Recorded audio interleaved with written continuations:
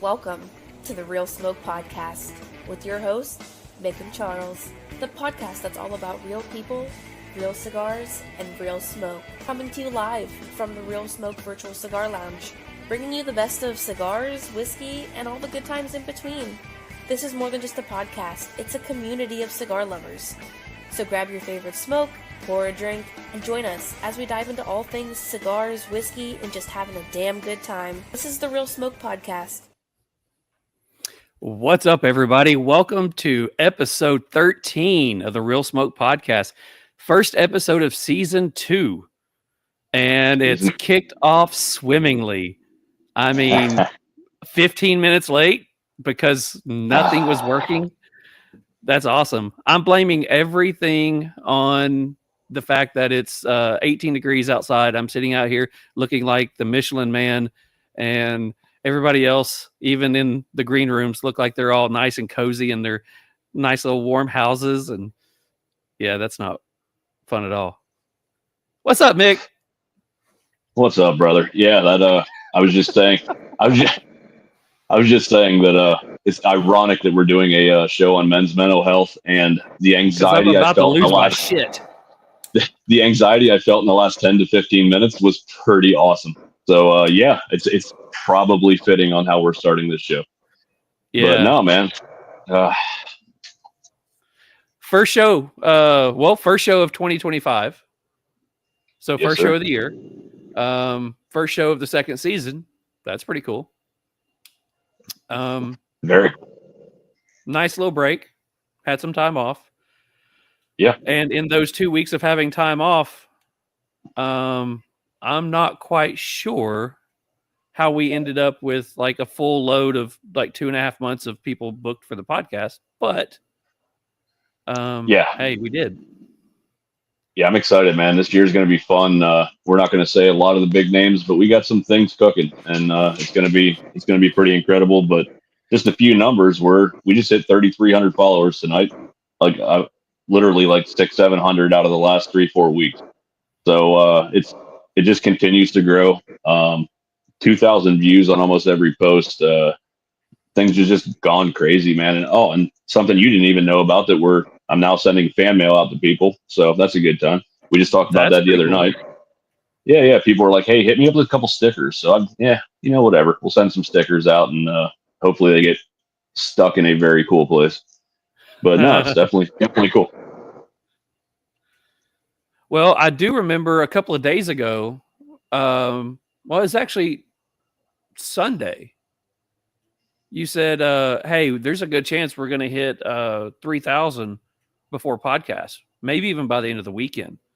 And yep. I literally looked the next hour and we were like 3,025. And it's like, okay, you called that one.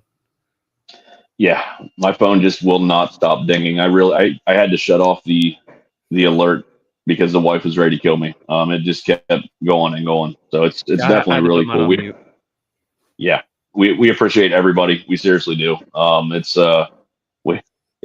We'd probably still be doing this if we had 8 followers, just because me and Charles like hanging out and smoking cigars. But honestly, it's good to get feedback. It's good to have more people involved, and we appreciate all of you. I will say that it was much needed time off. I'm extremely happy to be back. I do know we got some good shows lined up. And we've had some interesting characters reaching out to us, and at least either saying they like what we're doing, or they appreciate what we're doing, or, hey, we're doing a good job. Getting those attaboys from some people is actually really awesome. So yeah, that feedback makes all the difference, man. We know we're on the right track, and our whole goal was to, reach out and meet new people in the cigar community, and hopefully bring some information and some laughs and just a break from everybody's week. And that's why you and I do it, and we just want to share that with whoever's jumping in. Well, I will say that you talked about meeting new people. A lot of the people that we've talked to on here so far are people that I've known in the past, or someone that you've known in the past. I actually got a message and a follow today from somebody that I have watched for years, but sent me a message and said, hey, reach out, let's chat sometime. And was able to actually send him a text on his phone. So I want to give a big shout out to Lee Mack. Thank you for reaching out, brother. Thank you for following us. Keep doing what you're doing. And like I said, I'll be reaching out to you soon so we can chat and just talk about life and cigars and stuff. So thanks for following us, and thanks for everything that you're doing for the community. Absolutely. Yeah, we appreciate him reaching out as well. So it's gonna be cool. We'll probably do something with him in the future, and looking forward to it. I know Charles has been following him for a while and was super excited when he reached out to us and gave us some feedback. So I'm gonna give a little shout out as well to the bald man, the Ring Quest guy. I actually won that big prize at the end of the year somehow. So I got some cigars coming and some chocolates and like a special collectible Arturo Fuente lighter.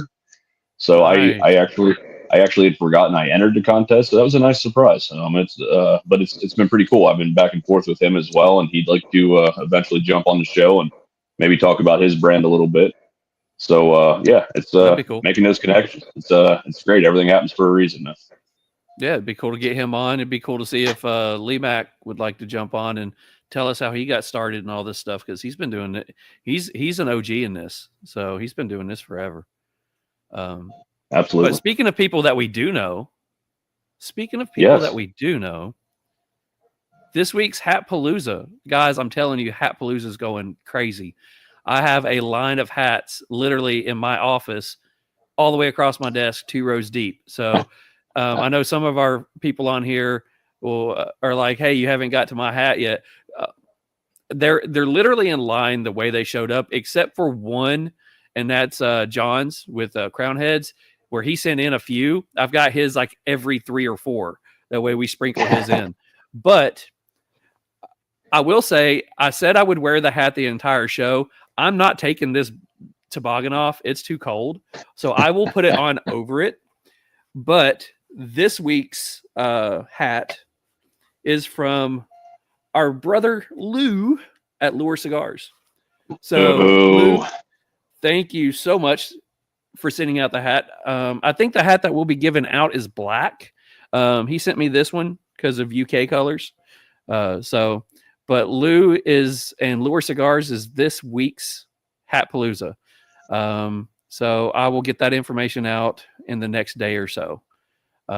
Probably, yeah. We're supposed to get like 6 inches of snow tomorrow, so probably won't have much to do. So I'll get it out then.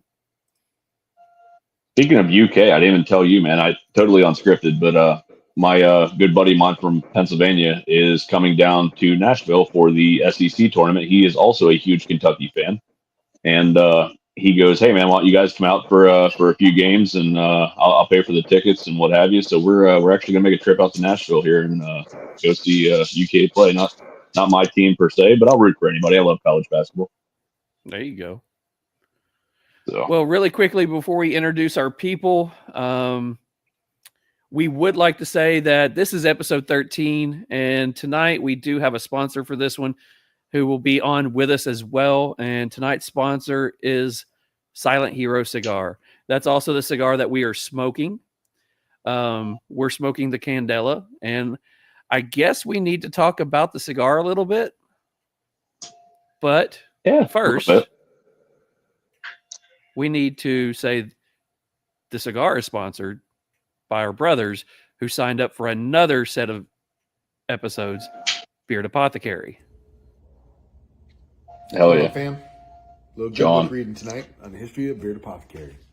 Beard Apothecary started in November 2023. It was born out of the cigar community. A bunch of my bearded smoking brothers found out Tiny was making some beard oils for me, and it morphed into the next section of where we were doing beard oils and beard butters. Woman's like a mad scientist. She took over a meet and greet one day. We were all out, and she took the whole thing over and handed out a whole bunch of samples unbeknownst to me. And that was where our idea of the 4 core line came from Stogie Snuggle Serum to Cheeky Chops Charm, Siren's Call Stubble Salve, and the Mug Rug Mojo. We've got some other flavors coming out. Be on the lookout for some Bougie Grunt. Shout out to Jeremy. We've got some other stuff coming out for the year. Going to be doing some conditioner, shampoos, accessories, things along those lines. Got a lot of things coming up for 2025. Appreciate you guys coming along for the ride. Stay metal, my friends. Don't let that beard look weird. That's pretty cool. Hell yeah. The live read. He's putting together a couple of other ones for us too. So thanks, John, for putting that together. Thanks, John, and your lovely wife, and Beard Apothecary for being with us along this journey. So the cigar that we are smoking tonight, sponsored by Beard Apothecary, is a Silent Hero Cigar Maverick Candela. Wrapper is a Candela, the binder is Habano, and the filler is Nicaraguan. Price is $12 per cigar. And if you've listened to people talk about this cigar, it's the Candela that's taken the cigar world by storm. So that'll be the cigar that we are smoking tonight. So let's get into some guests. This is the men's mental health episode, correct? Correct. Yeah, I had this thought a while ago that we could maybe bring this in with some of the conversations we've had with TriStar, with the Herf crew, with between just you and I, between me and John Aldi, between us and Bryce. We thought that this is something that we could get out there and maybe take some of that stigma away and just kind of talk about things and hopefully open that door a little bit, maybe for somebody that's looking for a little help or just somebody to talk to. So we'll see where it goes. Well, since neither one of us, I should say, are doctors, we've played some on TV and we've slept at a Holiday Inn, but neither one of us are actual doctors. Do you think we could probably get one to join us tonight? Man, I hope we can. That'd be nice. Well, let's give it a shot. How about we introduce somebody, Mick? How about it? What is up, girl? Hello. Hi, everyone. How are you? Hi. So, how's your anxiety level? It's starting to slow down a little bit. A cigar, a beer. I'm doing a little bit better than I was 20 minutes ago. But hey, first, thanks for joining us. I'll introduce everybody, or you to everybody, or everybody to you. I don't know. I'm saying it backwards probably now, but Dr. Christine, we work together. We're both in the law enforcement end of things. We both worked at the same place for 2-3 years, and maybe a little longer than that. But from the minute you came in to where we worked, we always hung out, and you always put a smile on my face. And I always wondered how many times you were analyzing me, because I know I have my own little giveaways on bad days. But when I asked you about this, I was really hoping that you'd be up for it, because you're just that calming voice, and you always have a sensible way to go about things. So I appreciate you joining us for this. Yeah, of course. It's my pleasure. The answer to the question, and I'm sorry, my dog is barking. The answer to the question, how many times am I analyzing you every time we speak? And the answer is all the time, every single time. There's analyzing going on every single time. And then she has to go to her priest for confession. Yeah, I especially after the night at the wineries. That's one of my favorite stories. Yes, you can tell that story if you'd like. From what you remember of it, though, I would say. Yeah. So So I was me and the wife went to the Finger Lakes, Seneca in New York, winery hopping for the weekend. It was our friend's birthday, and we had a driver the entire weekend. That's not something I'm used to, and we started drinking probably 10, 11 o'clock that morning. And at about 6 o'clock, I think it was either me or the wife had posted something about being in the Finger Lakes. And Doc saw it online and she reached out. She's like, "Are you in the Finger Lakes?" And I'm like, "Yeah, where are you at?" So like we ended up meeting up at this bar brewery place for a little while. And then I don't know if I probably talk you into coming back, you and the man. By the way, tell Kyle I said hi. Love that guy. I will. But yeah, so we go back to the hotel that we're staying at that had a awesome bar that made good mixed drinks and what have you. And I don't know why I thought it'd be fun to start trying to stick stuff in your purse. And it ended up being like a lamppost and all kinds of crazy shit that wouldn't even fit in your purse. But it was a lot of, I thought it was a lot of fun. You may have gotten annoyed like my wife did, but I thought it was a great time. I'm pretty sure Kyle still has that bar glass. I'll have to ask him if it's around his kitchen somewhere. I think the bartender did give me permission to take that, though. I think. Yeah, I think so. no, it was a good time. I always appreciate the time we spend together.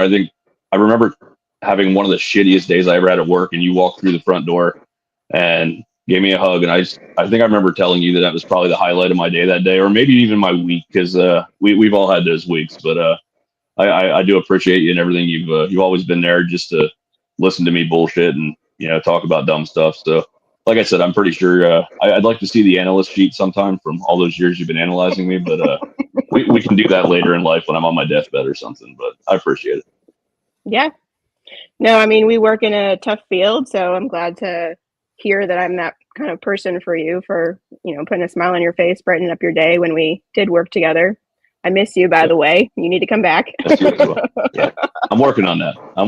But I do miss you as well. It's not quite the same here. I still have this couple that I lean on, but it's definitely not quite the same here. Right here's one of them I lean on that don't work with me yet, but I lean on him quite a bit. So, but no, I do appreciate you, and again, we appreciate you being on here tonight. I do think it's something that needs to be talked about more, and it's not something I've always been real comfortable talking about, and a lot of us have that wall up, and I think it's something we talk about tonight, and maybe open it up. It's definitely, and Charles can attest to this, it's a way different tone than we usually try to have on this show. We just want to lighten people's week and have fun with it and enjoy the cigar and the people we're with, and not that we're not doing that tonight, but it's definitely a different tone than we're used to.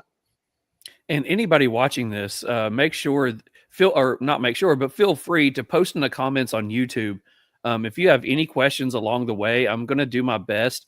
I'm going to let Mick do a lot of the talking, and Bryce do a lot of the talking, and Doc do a lot of the talking.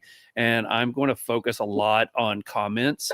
So as I see comments coming up, I'll post it in there. But if anybody's got any comments or things like that they would like to just add to the show, this is not only going to be, with them as our guest experts, but this is a community. So start putting in those questions and comments.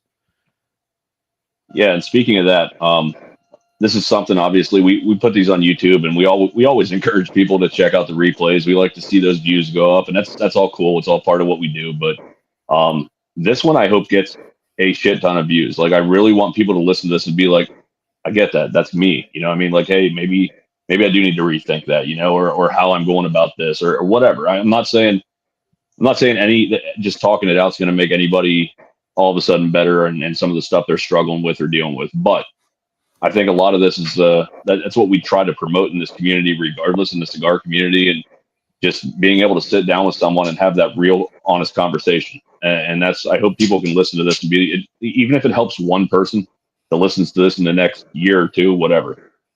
I hope it hits home for one person. Is like, you guys help me with that, I mean? And that's why we wanted to have you on, Doc, and Bryce. Obviously, that's why we wanted him to sponsor this. And it's not about the sponsorship, really. I'll buy his sticks all day because they're really good. His cigars are great anyway. But we wanted him to sponsor this and be part of it because of his struggles and his mission, which we'd like him to talk about. Charles, if you want to maybe introduce him now, and we'll going to do that in just a second. We do have some comments, just opening the show comments, but we do have the one and only The Fish on here. He says, "Evening, gentlemen. Time to make the sauce. Forget about it." He was commenting on us taking some time off, and we really needed it. So he said it was time to take the sauce. Yeah. Rob jumps on here and says, "Are we using hashtag Real Late Podcast tonight?" We probably should have, but no, it is Real Smoke. Frankie Fish thought that was hilarious. Thanks, Frankie. Love you. Fernando's on here. What's up, Fernando? He says, "What's up, everybody?" Smokey. Adam, one of our new TriStar prospects, he says, "Good evening, people." Cigars Unbanded is on here and says, "Evening, y'all," or all. What's up, Cigars Unbanded? Love seeing you on here. Mitch is on here. He says, "Don't forget the sauce, Frankie." Fernando says, "Happy birthday, Polar Bear." Yeah. Whose birthday? Jordan. It's Jordan's birthday. Jordan from Cali.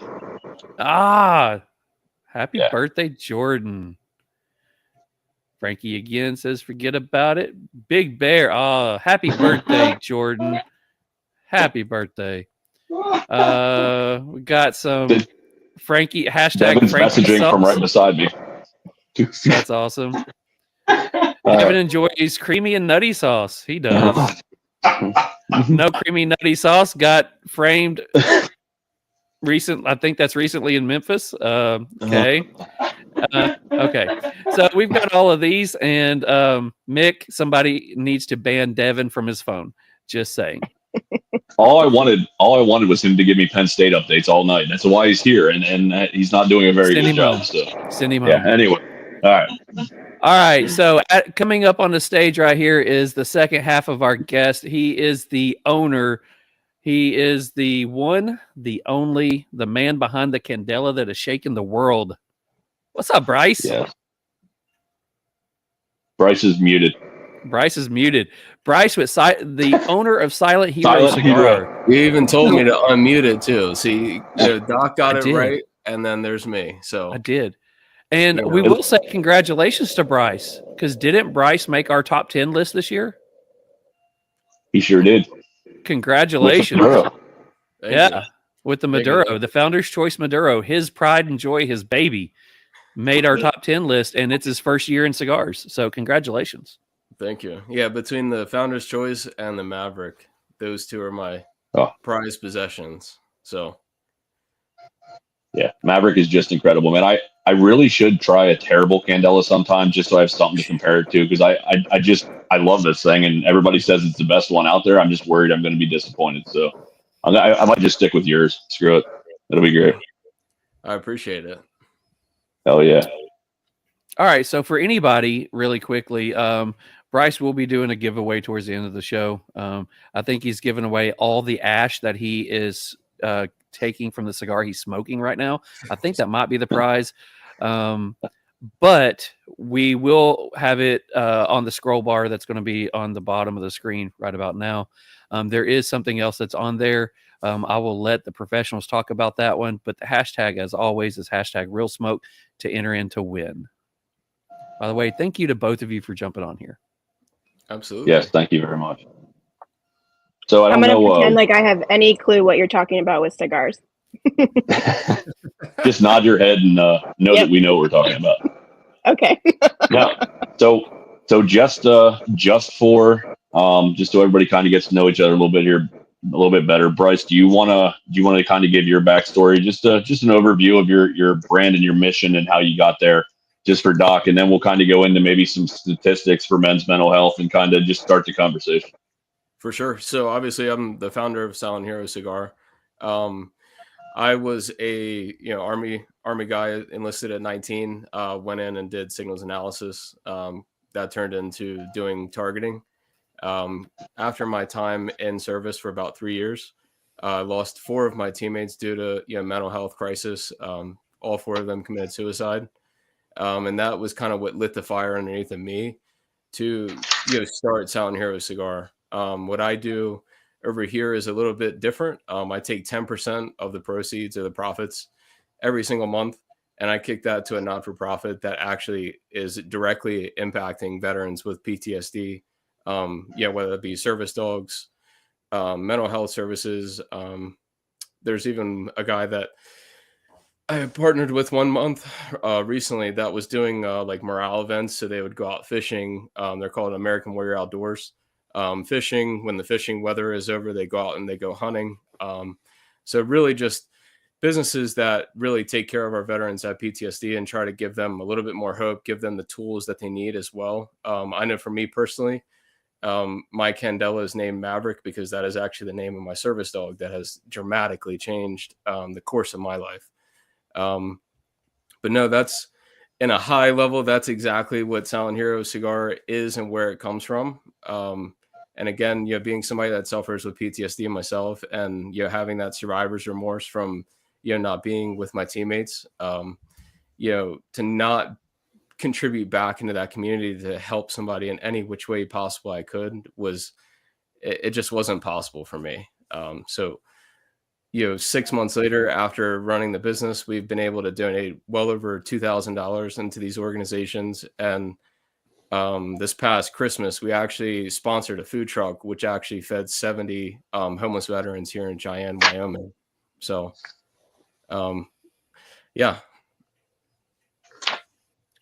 amazing work as always, Congratulations man. on that one. Thank you. Yeah, great stuff.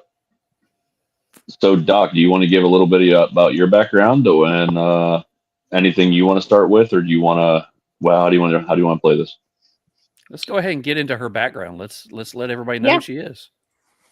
Yeah, so I am a clinical psychologist. I have a PhD in clinical psychology that I got about almost 6 years ago now. And a lot of my background, too, when I was going to grad school was in forensic psychology. So my initial plan was to work exclusively for the court system and do mental health-based evaluations for the court system. And as part of grad school, you have to do an internship. I chose to do that internship in a prison and have stayed in the prison system ever since then. So the direction of my career path kind of shifted a little bit, but this topic of men's mental health that we're here to talk about tonight is very prevalent and, you know, a good topic to be diving into, given the fact that I think if we had a lot more, focus on talking about men's mental health, we would not have the high numbers of people in prison, especially men in prison, that we have today. So I really view this as almost like a preventative sort of step in helping that population specifically.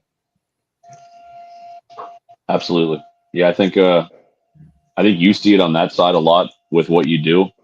I think for me, I look at things maybe the whole preventative thing a little differently. I kind of want to at some point go down my story of kind of how my views have changed over the years, and I don't know where that fits into tonight, but you want me to go over that now? All right, we're a little out of the way I envisioned this, but I kind of want you guys to hear this to kind of get where I kind of think my views of, I don't know, it's kind of interesting how it's changed over the years. But so I was brought up in a very religious household. Like obviously suicide's like the ultimate sin, whatever, however you want to look at it. And like my dad always was like, yeah, it's the easy way out, and they're quitters, blah, blah, blah. And it's just really, really a difficult subject because I was brought up that way and it was ingrained in my head. Fast forward to my early 20s, I had a close friend that was in the military. He got deployed to Iraq. I remember standing in his kitchen crying with him. It was the day before he left for deployment. I told him I'd take care of his family. The same guy didn't come back. I mean, he came back in one piece, but everything he saw and experienced over there, the same guy did not come back. I will say we're still very close. It's I don't know. Our friendship's changed, but he's kind of come back around to being who he was. But the same guy did not come back that left, and it was a tough thing for me to deal with. And I think that's when my mind started shifting about how much effect certain stressors and things have on people's life. Fast forward maybe another 2-3 years, a good buddy of mine was dealing with some shit with his wife. For whatever reason, he picked me to call when he was going to kill himself, and somehow or another, whether he wasn't totally serious about it or what have you, he ended up not doing it. I can't say that it was because of me or anything like that, but I was on the phone with him that whole time that he was contemplating whatever. So that kind of changed my whole thought process too on how any kind of stressor like that can affect, the psyche of somebody moving forward. We also had a coworker, probably about 8-10 years ago, that had killed himself. And that was a super tough one for me because I knew the guy and I just worked with him a few weeks before. And that was a really tough one for me. I knew he was dealing with a lot of stress with family and home and whatever. And I think one of the hardest parts for me was watching them give his kids the flag, at a ceremony we had at work. And that one really, really fucked me up for a while because I'm pulling between, he felt like that was his only option, whatever. Like he was making his family's life better, but to see his family go through that really just fucking killed me. Being involved with the Battle Buddy program, that was something that changed my views on it too. I know Christine will know the name, but Bit did so much for that program. I'm not a veteran, but just being able to support a show like that was just amazing. Or a show like that popped up at the bottom. Sorry. A program like that was amazing. It was something that meant a lot to me, and I knew how much it meant to him. And seeing how involved he was, and being, he wanted to be the preventative measure for all these people to have one more day, like Bryce always says, to make life, give it a shot, and try to push forward. And all that support for veterans, it was just amazing. So I guess what it boils down to for me is the preventative side. Like, how do we get to that point that we can help prevent on the front side? You know what I mean? Because that's what I want to be the biggest person for. That's what I want to push. That's what I want to talk about. Like, I want people to have that reason to take that next day, to take that next step.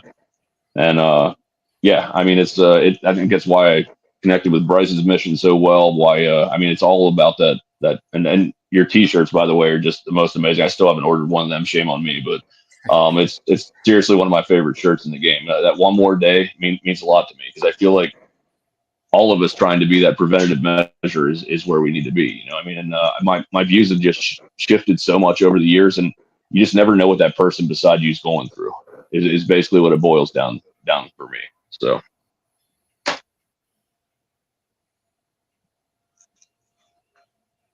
I think you said that probably wasn't like the order that you had things in, but I actually think that you getting this out first kind of sets the stage for everybody knowing how you feel. So, I mean, I think this is a perfect chance for that one.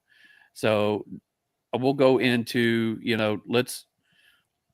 I'm sure there are a lot of stats and statistics that goes along with men's mental health, but the only statistic I have is I'm the stereotype. I'm the typical guy who will throw everything in and compartmentalize everything that's going on. I will shove it down somewhere. I will work day in and day out. I will work all night long, all day long, to keep my mind occupied so I'm not thinking about what's going on. And I think that, I mean, there's a lot of guys watching this. I mean, we're hitting some record numbers on here tonight watching this, but I would guarantee, and I see in the comments too, we even have some ladies in here tonight. I guarantee between the guys on here and the ladies on here, guys, you're probably up there with me, and ladies, you probably know your fella that probably is the same way. He's the one that he's not going to let you know that something's bothering him. He's going to suck it up and just sink himself into. The good side would be sinking himself into work. The bad side is he's probably not sinking himself into family, and he could be sinking himself into something else. So I am that statistic. Yeah, I think just pushing it down is the way I was brought up. Like, men don't show that side of them. They don't show that emotion. They don't. And I know Doc had asked in the group chat that we had, why are guys like that they can't connect with that other side? And I'd love to hear. I mean, Bryce, if you want to throw something in here before we pass it to Doc, we just threw a lot of shit out there. But I mean, if you want to throw anything in there as well, I mean, I just think it's the way most guys were brought up, that we push it down and we roll on. Yeah, I mean, even from my situation, when I'll throw it all the way back when I was a kid. My dad was kind of that same way. You saw nothing really rock him like that. He would just, kind of like what Charles was saying. He would dig in, he would work, but then you would see the glimpse of it. He would have like a very short fuse. Doesn't matter if it's a good question, dumb question, anything. He just would break. And I know, like, for me personally, after I started having some pretty onset issues, like with my sleep and the paranoia and the stuff that kind of comes with PTSD. When my grandfather died, that was actually the breaking point. And I think that's the thing that people, it doesn't matter. Like, you're going to have that snap. And for me, that was it, because I was so hyper focused on him because he was in hospice for about a week, maybe a week and a half, and get done work. Doesn't matter what happened at work, would just shoot right over there. And, that would be my day. And then once he passed away, my mind had no other place to go other than that. And it was just kind of that, that snap. I'm losing people constantly, and people that are extremely close to me as well. I mean, my grandfather's damn near my dad. And so for me, it was working, but then like it didn't. Like that snap kind of happened, and then I'm always very thankful for my wife. She was kind of that person that saw it from the outside and was like, dude, like you need to go and talk to somebody. You need to go get some help. Like, and actually got resources together, not just was like, go get help. You know what I mean? And it was just a blanket statement, actually gave me the resources.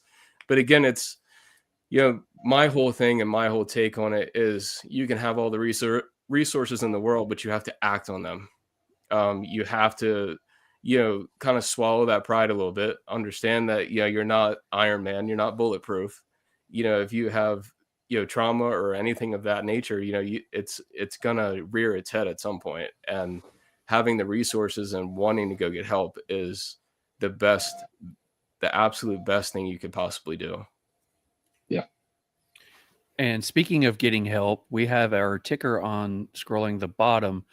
It basically says, and it comes right off their website, if you're struggling emotionally and need someone to talk to, they have people there 24/7, 365 that are willing and wanting to talk to anybody who is struggling emotionally.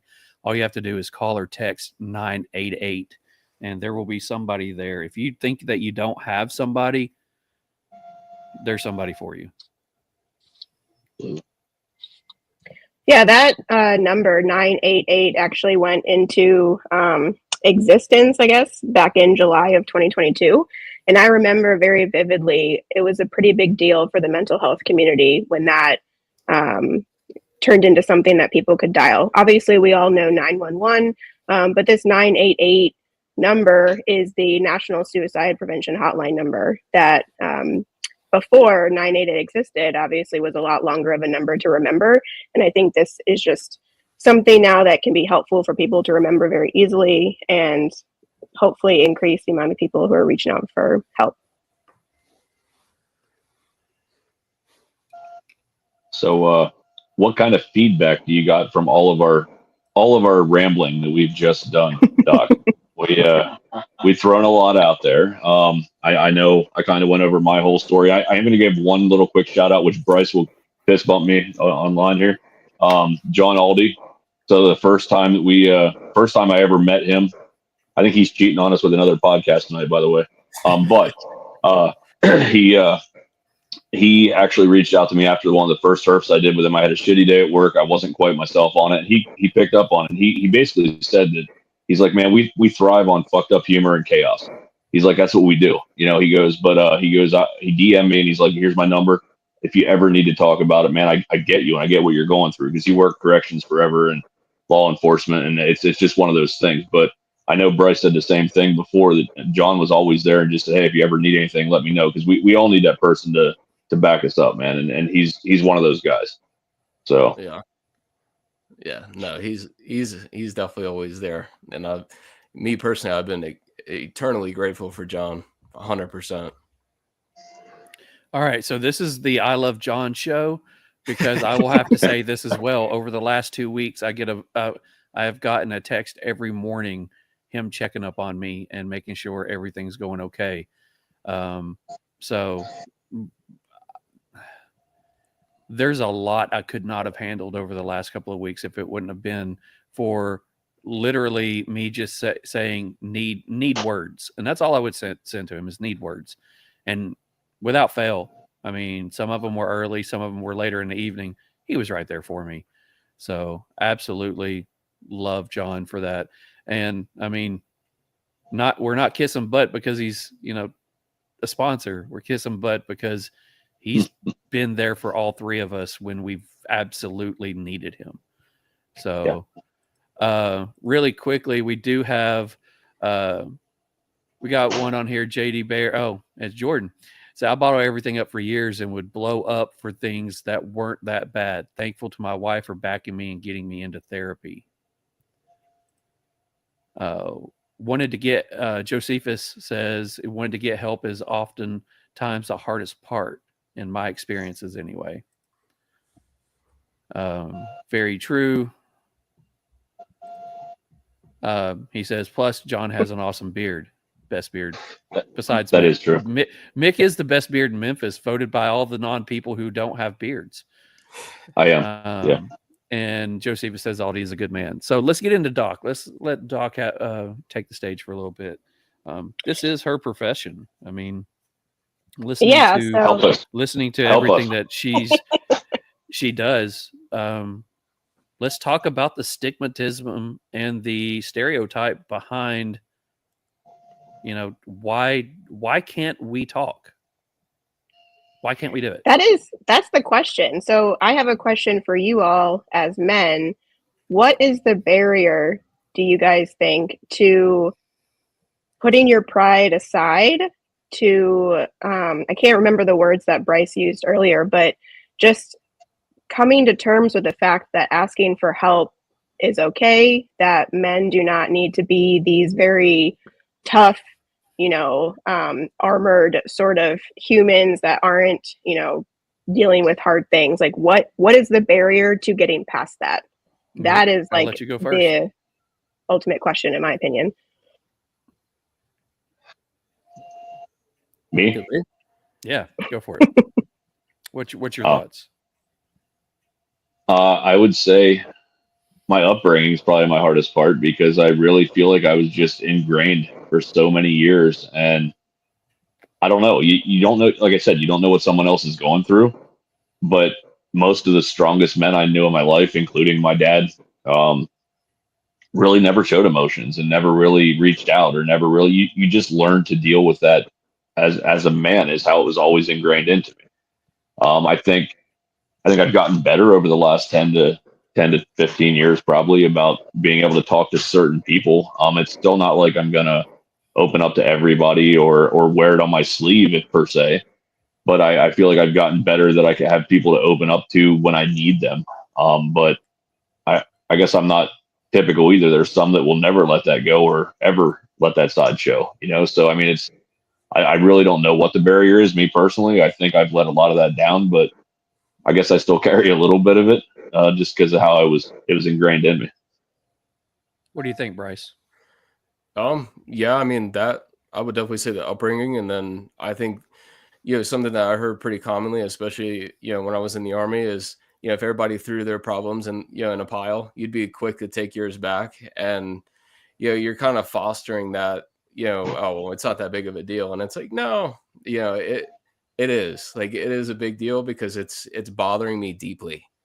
And, so it's, and it's also, I would imagine, the circle or the community that you're around. If the community you're around is a bunch of people that just don't ever talk about anything, and they just, you try to say something and they shut you down, that's going to be really quick to, minimize, how you are, thinking about it internally. Like, is this, is actually a big deal, or is it just something so minuscule? But yeah, I mean, that's really what I would say. And again, I was very fortunate, because, my wife and her side of the family were very, poke and prod, like, come on, dude, like, say something, like, you're not doing well. If anything, you have nothing to lose by just speaking. And like I said, it's the best decision I've ever made. I would say for me, it was, I think it's two different lines. I think one is generational. I would say most of us on here, our parents, my mom was turning 70. My dad's in his 80s. That was a generation, and the generation before that, if they showed emotion, it was anger, and it was being mad. You could see, the saying is, they woke up and chose violence. And you can see that in that older generation, because there was not a chance that they would sit and talk about their quote unquote feelings. And then you get into our generation, to where we were brought into that. And the majority of our life has been to where we wanted to be like our dads, or we wanted to be like the men that we looked up to. And we didn't talk about our problems. We sucked it up. We dealt with it. We did our own thing. But then we're into the aspect of, now we are realizing that we can start letting down that guard. So now we're in that transitional period. And I think that we have a duty, and we also have an opportunity to not do, and I'm not saying this in a bad way, but we have the opportunity to not do what our grandparents did to our parents and our parents did to us. We can let our guys, our boys know that, listen, if you need to talk, if you don't need to talk to me, find someone you can talk to. I think that's where I was. I'm still the person that I told Mick the other day, he said, I don't know. I wanted to give you some time. I didn't know what to say or how to talk. And it's like, I don't need time. I'm the person that needs you. Just like Bryce was saying, I need someone to prod it. I'm not going to come to you, but man, if you're there and you're willing to just open up and talk to me, yeah, I will talk to you. And I think that's where I've gotten to, but I'm still not to the point to where I can openly talk about it, because that it's in my head that I can deal with it. I got this. And then I have those moments that I realize I don't got this. Yeah. So I think that's where we're at. And we got a couple of comments really quickly. Fernando says it's hard because as men, we shut up and deal with it instead of learning how to talk about our own issues. My dad was a strict man and passed it down to me. Alan says, I think it's perception. Men don't want to appear weak. And Fernando comes back and says, I don't want to pass that down to my daughter. I try to listen and put myself in her shoes. I agree. Yeah, it's funny you touched on that with the kids, Charles, because I feel like I failed my daughters a little bit growing up. They'll probably refute that and say I was a pretty good dad, but I pretty much tried to deal with things the same way my parents dealt with it. You know what I mean? And it's what I knew, and I didn't want to hear excuses. I wanted to see results, and it didn't matter what aspect that was in. You know what I mean? And I kind of dealt with things that way for a long time, and I think everything I went through with how my views changed on mental health and kind of thinking things through, you know, I think it kind of affected me. Now I look back on it and I'm like, fuck, I could have dealt with that better. You know what I mean? And I guess it's part of life. You have some regrets on that, but I guess that's all part of it. Part of growing as a human. So sorry, I'm done now. So Doc, what do you think, in your professional, thoughts on it? Why do you think that we have that issue? Why do you think most men? I think you guys touched on a lot of it, in that it's how you all are raised. As boys from a very young age, boys are taught to suck it up. We don't deal with our emotions. We can be tough, we'll go, act it out on the soccer field or act it out on the football field to deal with what we're dealing with, rather than actually talking about it. And in doing that, boys grow up to be men who don't know how to talk about what they're feeling, don't know how to label the emotion that they're feeling. I see that all the time with the population that I work with. They can't verbalize the feeling that they have, aside from anger. Anger is a very common emotion that I feel like men can talk about. But aside from that, they don't know what's sort of beneath the anger, what is contributing to the anger. Anger is a secondary emotion, so to speak, that really is the outward expression of something else underneath it. And I think boys grow up to be men who are not able to identify what those emotions are. And that just sort of perpetuates this stigma. What I hear you guys talking about, though, is that men need to sort of change the generational legacy of their families and be the people in their families that start talking about these things, so that it doesn't get passed on to their children and their children's children and so on. Just because this is how we were raised, how our parents were raised, how the grandparents were raised, does not mean that we have to perpetuate that. And we can be the people that have the courage to start changing that generational legacy. Absolutely. This one viewer right here says it perfectly. Stop the cycle.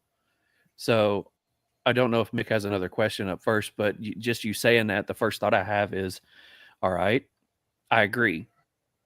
The generation of dads right now who have young sons, doesn't even have to be young sons, can be teenage sons, or it could be sons, young adult sons.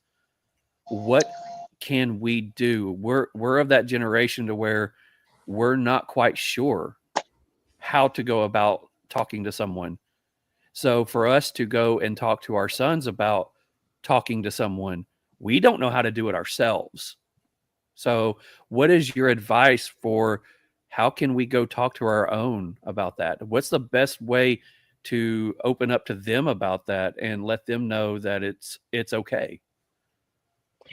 Yeah, I mean, there's always professional services that would be available. I think that could be harmful to some degree, though, if you're telling your son, I don't know how to deal with this. I want you to go talk to a professional instead. Sitting down in a room across from your child, being like, tell me what's going on. How are you feeling right now? What is going on in your mind? And just being willing to listen without judgment, without responding, embracing the silence that might come about from that conversation when the child is not really able to communicate maybe at first how they're feeling or what's going on in their head, rather than, taking the approach of like, what's wrong with you? Why can't you talk to me about this? Literally sitting there trying to listen to what they say without... Listen, don't fix. Right. Yeah, that could listen be a to first understand. step. Listen to understand, not to respond. That was always one of my favorite sayings, and that's something that's helped me professionally and personally, for sure. And that's one of the biggest skill sets that we are trained to have in my field. In the field of mental health, we're trained to listen to understand rather than listen to respond. Because if you're listening to respond, you're not truly listening to the person. You're not really grasping what they're talking about. You're formulating in your mind what your response is going to be, rather than truly understanding what they're saying and what the emotions are that are kind of coming through beneath the surface of the words that they might be using. Frankie jumps in 100%. and says compartmentalization is how his grandfather taught him. I think that's, exactly what we were talking about. I'm impressed Frankie spelled that right, because I definitely would not have. So, he spelled it right. I can't say it right. Yeah, it's impressive. Now, I think just tying it into the podcast a little bit, and Bryce and everybody, that the cigar community to me has been this outlet for me. Like I have the world's worst day at work, or it's somebody I can. Charles says it best when we have a herf. If you want to sit there and listen, if you're not having a day where you feel like being talkative, you sit there and listen, and it still lightens your day, and you're having a great relaxing time, whatever. If you need to get something off your chest, they're there to listen and actually listen. You know what I mean? And it's kind of my therapy, and that's why I thought this was so important for this community, because what we do on a weekly basis, whether we're doing it behind the scenes, on a Zoom or a herf or in person, or me and Devin get together on a freaking Tuesday night or whatever and just hang out and have cigars. It breaks up that monotony of what you're dealing with on a regular basis. I'm not saying you're putting it to the side or whatever, but like everybody needs those outlets, I think, in life too, and those people that you can lean on to get you through those tough times. Yeah, and I think a lot of the time men tend to choose the wrong outlet. Yeah. Not to be judgmental, but we know, I was looking at some statistics earlier in preparation for this podcast episode, since, this is my first time. You're doing great. So men experience different symptoms of depression than women do. And these symptoms can sometimes, and oftentimes I would say, be masked by their unhealthy coping behaviors. And that's what I mean when I say you turn your attention or you get into something that is just the wrong thing in the moment for you. You guys were all talking about sort of prioritizing work, getting into work more, trying to avoid really dealing with what's going on in your life in the moment. And that was the first example of a symptom that the research I was doing showed, which we call escapism or escapist behavior. really delving into work, into sports, into something that is just not helpful. I mean, it might seem like it's helpful in the moment, but it's not truly helpful for whatever it is that you're going through that you really need to just, dial more into and uncover more, I would say. We tend to see a lot more externalizing from men when they are experiencing symptoms of depression. So that might look like physical symptoms like headaches, digestive problems, physical pain, misusing alcohol or drugs, controlling, violent, or abusive behavior, anger, irritability, aggressiveness, risky sorts of behaviors like reckless driving, changes in mood, energy, or appetite, difficulty concentrating, restlessness, feeling on edge. These are all things that you can see somebody doing, and what we would sort of label as like externalizing behaviors, versus when women are feeling depressed or anxious, we tend to internalize more. There's more thoughts that are going on in our mind rather than the behaviors that we're displaying, I would say. All right. So I have, and not to throw anybody under the bus, but, this is an episode to where everybody's just being out there and open. So, question for the gentleman on here, and I'll go last.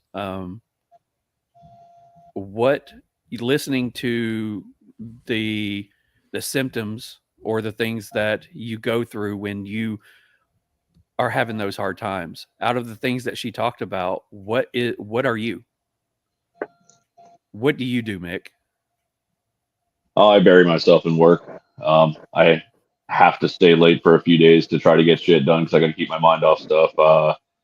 I drink. Yeah, I mean, and honestly, that's okay. This is gonna sound like an excuse, but like I'm always gonna have a few drinks. I'm not a heavy drinker. I drink when I have a cigar. When I'm on here, I drink on the weekends. But if I have a really shitty day, it's probably the first thing I'm reaching for. You know what I mean? And it's it's a mask, and it's something that we try to push it down a little further. And but yeah, I mean, I like to be isolated too. I honestly missed part of that because I was talking to Devin, so I apologize. But I do isolate myself quite a bit when I'm having really, really bad times, especially when it's family stuff and when my mom was in really bad health. And it was just, I isolated myself, and the wife called me out on it pretty much every time. Cause she can pick that up a mile away. I'm usually a very social person. And if I'm isolating, there's definitely something not quite right. So. What do you think, Bryce? Oh, I'm definitely an external person. I'm definitely showing that outwardly. Definitely with the irritability, I really don't eat like that. I definitely started drinking a lot more coffee.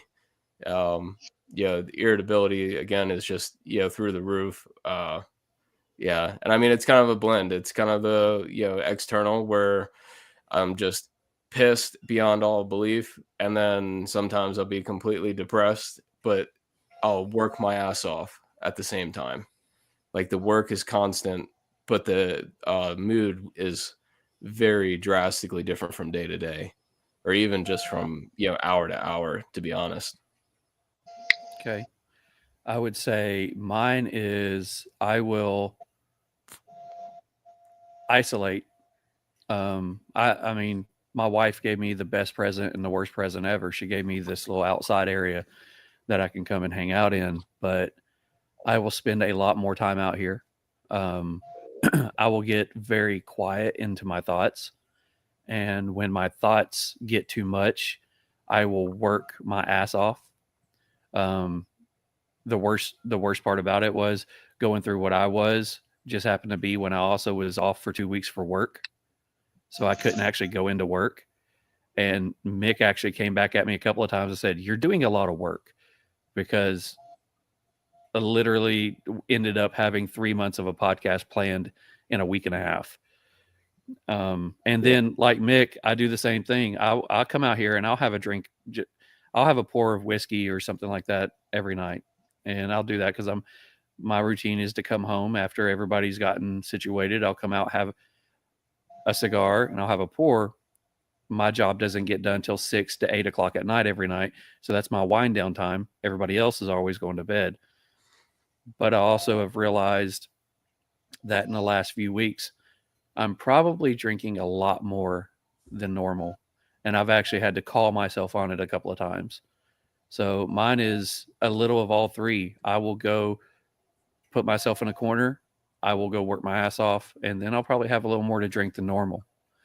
So the reason I was asking all the guys like this, for anybody who's listening and watching this, whether you're male or female and you're seeing this in yourself, or you're seeing this in your kids, or you're a wife and you're seeing this in your husband, these are the symptoms. I mean, we've all got some that are the same, but we've also got some that are drastically different, and we're all going through stuff.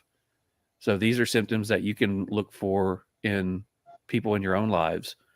And I will say, for me, even when we say we've got this, I'm fine, it's not the time to stop asking. That, on the contrary, may be the time to actually start asking. So really quickly, going into some more comments. We got, the child won't know how to communicate without someone setting the example. It starts with the parent / adult in his life opening up and talking about his feelings when the situation arises. Adam says the community has been great and very supportive. And then our last one is Alan says anger and irritability tend to be mine. Also sleeping a lot. See, there's another one, sleeping a lot. And if I can, and I would. Oh, go ahead. Oh, sorry, Go ahead, I'm going to Bryce. cut you off. I was just going to chime in on the comment that Adam had about the community. What's really interesting was, before I launched Silent Hero Cigar, I'm telling you this right now, I got so many different comments about how I'm going to have a difficult time selling cigars in the community based around men's mental health, because men don't talk. And I was like, you can shove it somewhere. You know what I mean? Like, I'm going to try it. Because again, the gentlemen and, everybody, the guys in the comments, these guys are all my brothers. Like, I will do whatever. If it doesn't matter. Like, if it bothers me at all, I don't care. I just want to make sure that people know that the presence of it being talked about, and trying to erase that stigma as much as humanly possible. But that was all I had to say. Sorry, I'm going to cut you off. I will think that, we are the TriStar Herf crew. We got to know you within weeks of you opening your brand. And that was the first time that we had really got into talking about mental health. I mean, it's always been, like Mick said, one of the things that we say, we're here for you. This is the place. This is therapy. You come in, if you want to talk. If you don't, just listen. If you just want to listen to somebody else's, issues that they've got going on, feel free. That's what we're here for. But if you ever need to talk, you can. But when you came on, one thing that I remember thinking and telling someone was, I absolutely love the thought behind the brand, because now he's going to give people a reason to talk. Yeah, literally. And it may not be them talking about themselves, but it's, hey, did you see, the new brand that's out there, and that the cause that they're fighting for? Oh yeah, I've seen that one. I like that a lot. It gives, it's something that I've always wondered about. I wonder how I can talk. Well, me too. And then just your cigar talking and the purpose behind it, giving people a chance to talk, has now got two guys talking about mental health. So that, I think you literally gave guys a reason and a purpose and a way to talk. Well, thank you. That was the goal. That was the goal. It was a risky one. Yeah, I'll tell you that. But, you just got to do it. You know what I mean? Learning to talk definitely just, it helps tremendously. You know what I mean? It's extremely challenging. I'm not going to minimize that, but, it's what saved me. It's what saved, another teammate of mine. I just can't say enough about it. And I'm glad that the cigar community proved, the people that were telling me pretty much that, to kick rocks, proved them wrong. And I'm glad that I'm sitting here and took a chance and went for it. Well, Absolutely. Fernando says that he used to smoke weed a lot, and It helps, but it doesn't sometimes. To me, I'll smoke and get lost deep into my work and then social media and movies. I've noticed that I've become a lot more short-tempered. Robert says, when things start going south for me, I will journal. And I will say that, me and Robert's talked a lot about that. And he's talked a lot about that on the HERF that we have on Tuesdays, is that, that's one of the things that is his release, is that if he can't talk, he writes it. And I would say that's probably a good exercise as well. Fernando says, very road ragey, huge problem with authority and a few more. I start pacing a lot. And when I think out loud, I think out loud and walk back and forth. And my wife is like, Fernando, sit down. And then Frankie comes back, says the hardest part is that first step to open up. So I'll let Doc go ahead back into hers. Just wanted to get those comments out for everybody. Yeah, I just wanted to clarify that, you guys all touched on the different things that someone might see you doing or not doing when you're experiencing, difficult times.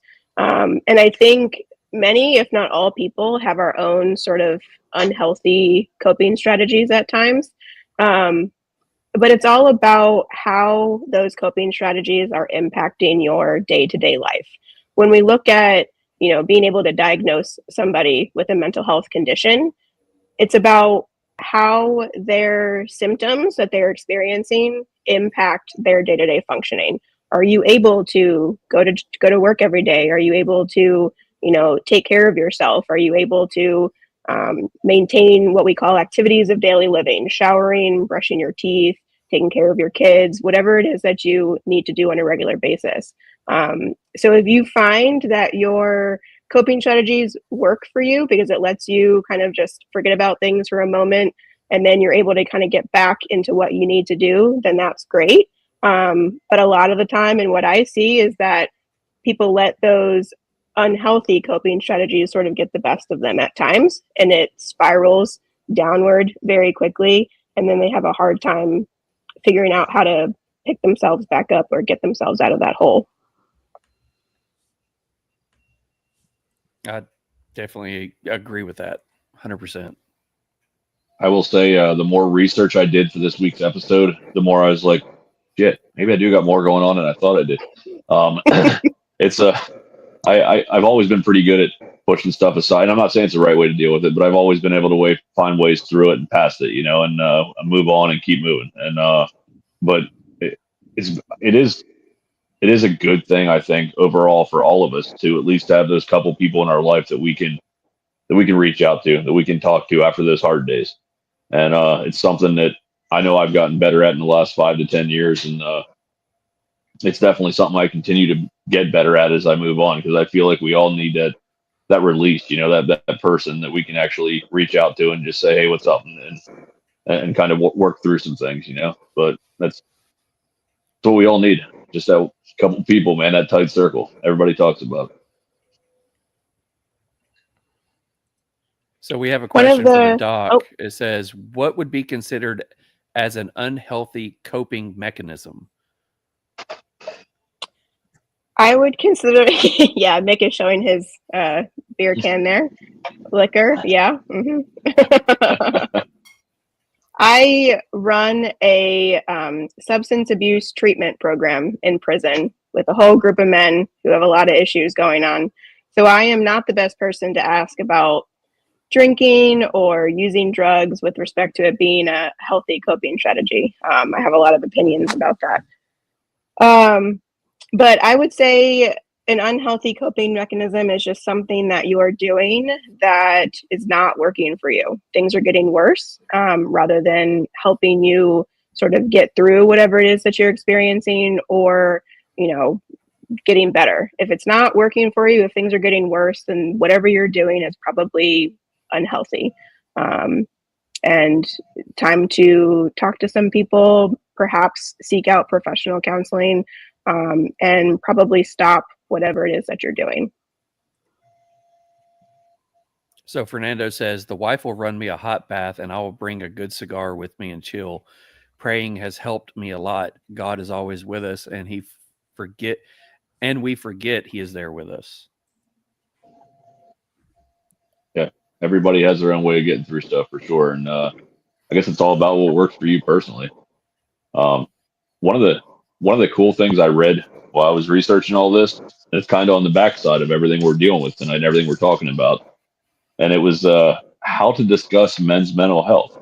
Like, how do you actually, if you feel like someone you need, like somebody that you know needs to talk to somebody, there's certain ways you should bring it up and certain ways you shouldn't. And apparently I've been doing all that wrong for years as well. So, yeah. But yeah, be direct yet compassionate. Listen actively, normalize the conversation, which is absolutely what we're trying to do tonight. So I agree with that one. Offer support, not solutions. That's the listen to understand, not to respond. Encourage professional help and follow up. So, I mean, that's stuff that, and choose the right moment was the first thing. Choose the right moment, find a comfortable private setting where the person feels safe and at ease to talk to you. I enjoyed reading that because, I mean, some of the stuff we are doing right, like with the cigar community, we find that comfortable space, which is our HERFs, which is in that, private lounge at the cigar place where we're at tonight, somewhere that we could actually talk and not feel like you're airing everything out to the world. But being direct, normalizing the conversation, I mean, it's all stuff I figured it would be a good place to say this out loud because it's stuff that we all should know on the opposite side of it for somebody else that may need our help in the future. I know we talked about suicide a couple of times towards the beginning of this podcast episode, but I just want to put it out there that if you ask somebody if they're having suicidal thoughts or if they're thinking about suicide, the myth out there right now is that will give them the idea that suicide is a plausible or a good decision or something that they can consider. When in reality, asking them about that is only helping them. Chances are they probably have already thought about it. You're not putting that idea in their head by asking them that question.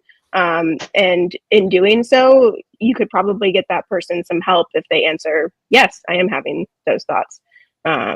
So if anybody out there thinks that just asking that question is going to give somebody that thought, put that in their head as something that they could do, that is definitely a myth. We definitely want to ask those questions. Okay, so I have a question for you.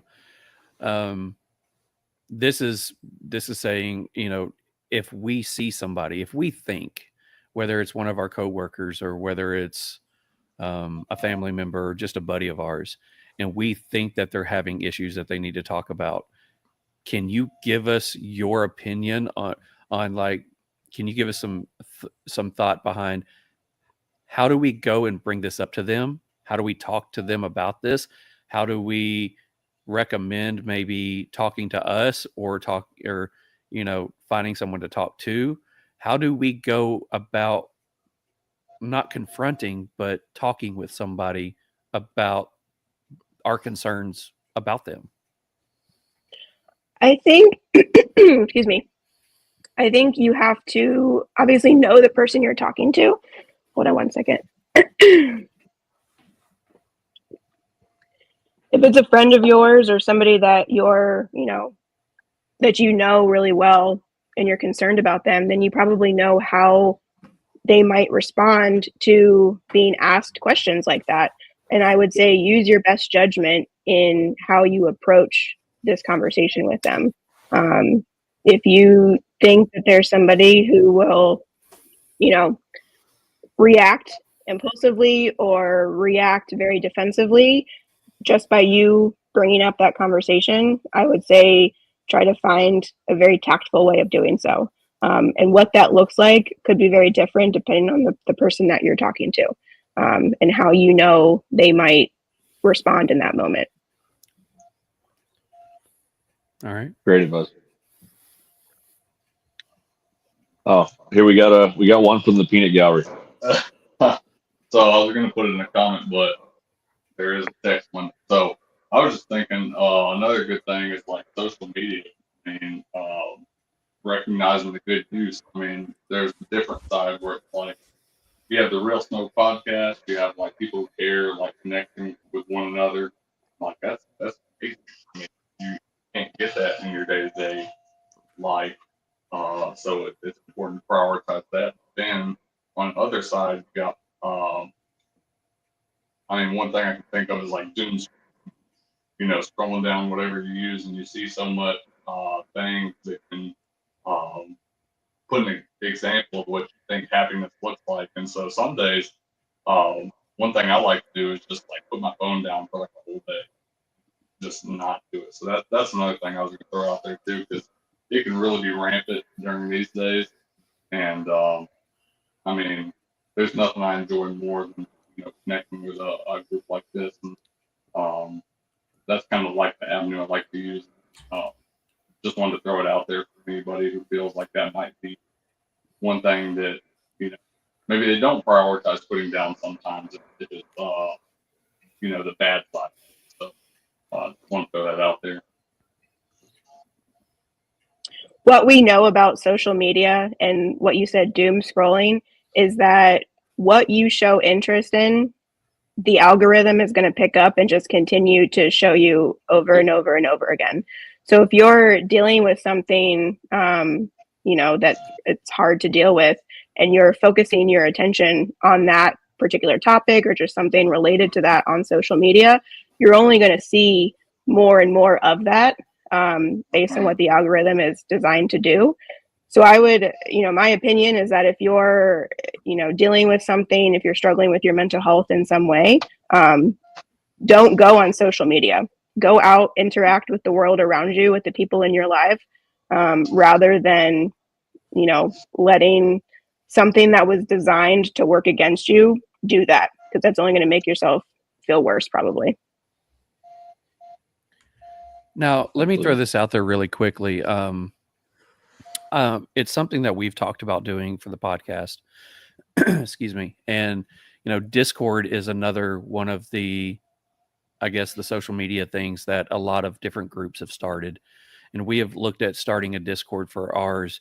I just don't know if I want to take on the more responsibility of, you know, monitoring that. But I will say that Bryce has set up a Discord through his. And one of the big things about Bryce has always been, if you enjoy cigars, give us a chance, learn about the cause, support, you know, what he's doing. He's also said that even if you don't like cigars, even the merch that he sells, the proceeds still go towards what he's doing. And he has a Discord. We may set up one here in the future that, you know, is open to cigar aficionados and enjoyers and lovers, as well as you're just podcast people. You enjoy the podcast. But I know Bryce has one for people who do enjoy cigars as well as don't. And that may be, you know, a community that if you don't have those people that you just want to talk to, that might be a community to jump into. So Bryce, if you don't care, you know, let everybody know how they can get a hold of that one.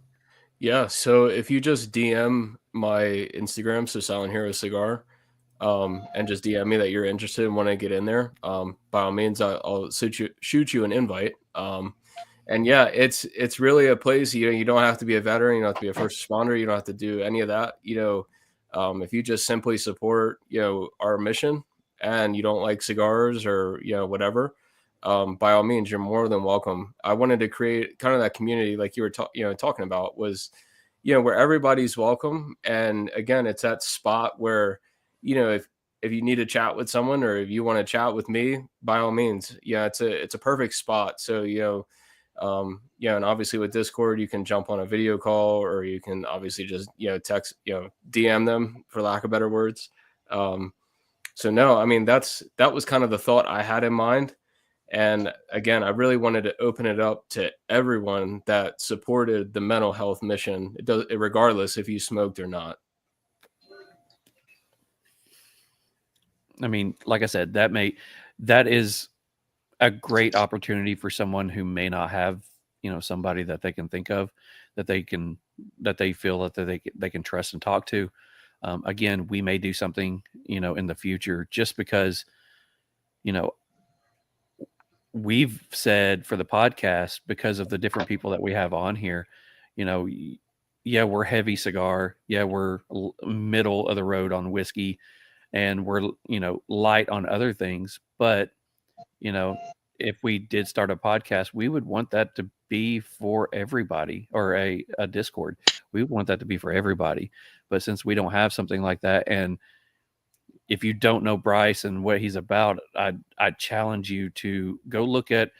Bryce has been on with us. He's actually been on with us more than any other guest now. I think this is his third or fourth time with us. So, check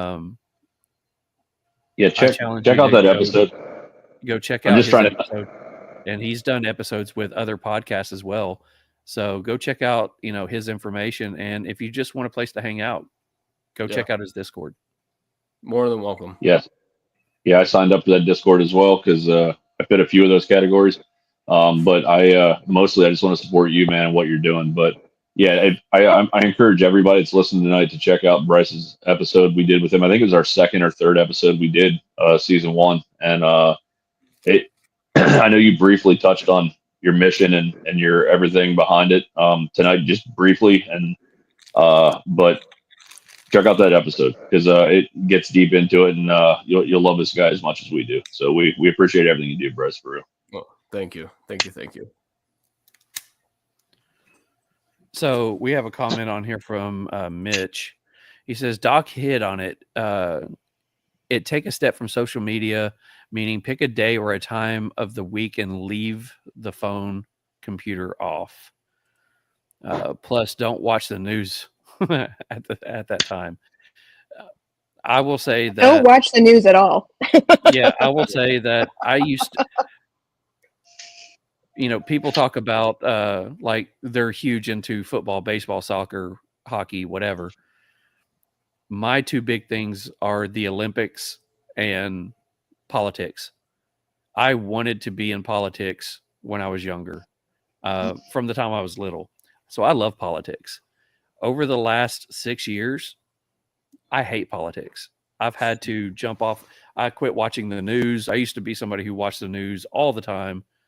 I've had to quit because I found myself either being angry, upset, down, depressed, and it's like I just can't do that anymore. So that was something I had to recognize and couldn't do. So yeah, I agree with him. Don't watch the news. Absolutely. If you enjoy watching the news, I would say check in with your thoughts on a regular basis. Are you starting to tell yourself that, the world is going to shit, that, this is all doomed? If you're starting to really have negative thoughts around the activity of watching the news, then probably not a helpful activity for you to continue to do. Yeah, this day and age, it's hard to turn on the TV without being influenced one way or the other in something in politics. I mean, we all have our views and our bases of where we came from and where we are, but man, it's so easy to go down a rabbit hole with how divided the United States is right now. We don't do this on this show. We really don't talk politics that much, but it is a rough road right now to watch any of it, no matter which side you're on. It is rough. It is really rough. Well, and I'll just say this, and then we can change the topic off of news, but the world is not, or the country is not as divided as the news would like us to think. If you actually have one-on-one conversations with the people in your life, you find that you can agree on a lot more than what the media would like to tell you. 100%. Which is why, it's just not good, in my opinion, to, indulge in the news as often as people like to. I could not agree more on that. So I guess my question of the day is, how do we put a bow on this? Is there anything we didn't touch on that anybody thinks we should? Before we end up with a 4-hour podcast again, like we did for our season ending one. I love all you guys. I could do this all night, but people will stop listening eventually. So how do we put a bow on it? Did we touch on most everything we wanted to? I think it was fucking outstanding. I mean, there's no other way to put it. But what's you guys' thoughts? Where are we at? Bryce, start with you. I mean, I think we touched on it pretty well. I'm not gonna lie to you. It's getting the awareness out there and hopefully taking one step forward. Whether it be a big one or a tiny one, at least it's in the right direction. So, yeah, and I don't think this is the last time we'll obviously touch on this on the show. I'm not opposed to doing this again in a year or two, where we see if we made any traction with it, or there's something we missed after we listened to it back, or somebody gives us a comment later or whatever. Like we really we're open to whatever is good for this community and for fucking anyone who tunes in. Really, I mean, so whatever we can do to push this in the right direction, and maybe give our little piece to the world, and maybe help out just that little bit, just a few people. That's really why I wanted to do this in the first place. So, Doc, what are your thoughts? I just had a couple of more things from my notes that I wrote down earlier that I wanted to touch on, kind of as like a synopsis, I would say. And that is, when I was, researching earlier, it says that men are less likely to be diagnosed with mental illness than women are. However, men are anywhere from 3 to 5 times more likely to die by suicide compared to women. There's a variety of reasons for that. Men tend to use more lethal means when they attempt suicide. They are less likely to talk about the fact that they're considering it, and therefore fewer people check in with them or encourage them to seek help. But I think what we see from the statistic of men are generally diagnosed less with mental illnesses than women is that men are not seeking treatment. They're not going out asking for help, where they're then receiving a mental health diagnosis. And I think where we're seeing the underreporting and the lack of services being given to men reflected in the fact that women are diagnosed more. One of the things that I saw related to veterans and PTSD is that 13% of women who are veterans can be diagnosed with PTSD, but only 6% of men who are veterans are diagnosed with PTSD. And I think that stems from the fact that men are just a lot less likely to go seek treatment for it. And that's something that we need to change. So if you are struggling with something that you feel like you need help with, go seek treatment and help facilitate better research with respect to men and mental health. Very well said. Yeah, we even if it's not, yes, reach out to professionals, absolutely, but find that person to talk to. Like we said, we encourage that here. We encourage that in our TriStar group. We want to be that person that you can lean on when you need us, and fuck, they've been there for me multiple times. So I mean, like it's kind of that group and that community we want to continue to help build and facilitate through this podcast, through this episode. So yeah, it's amazing. We appreciate both of you guys' thoughts on everything today.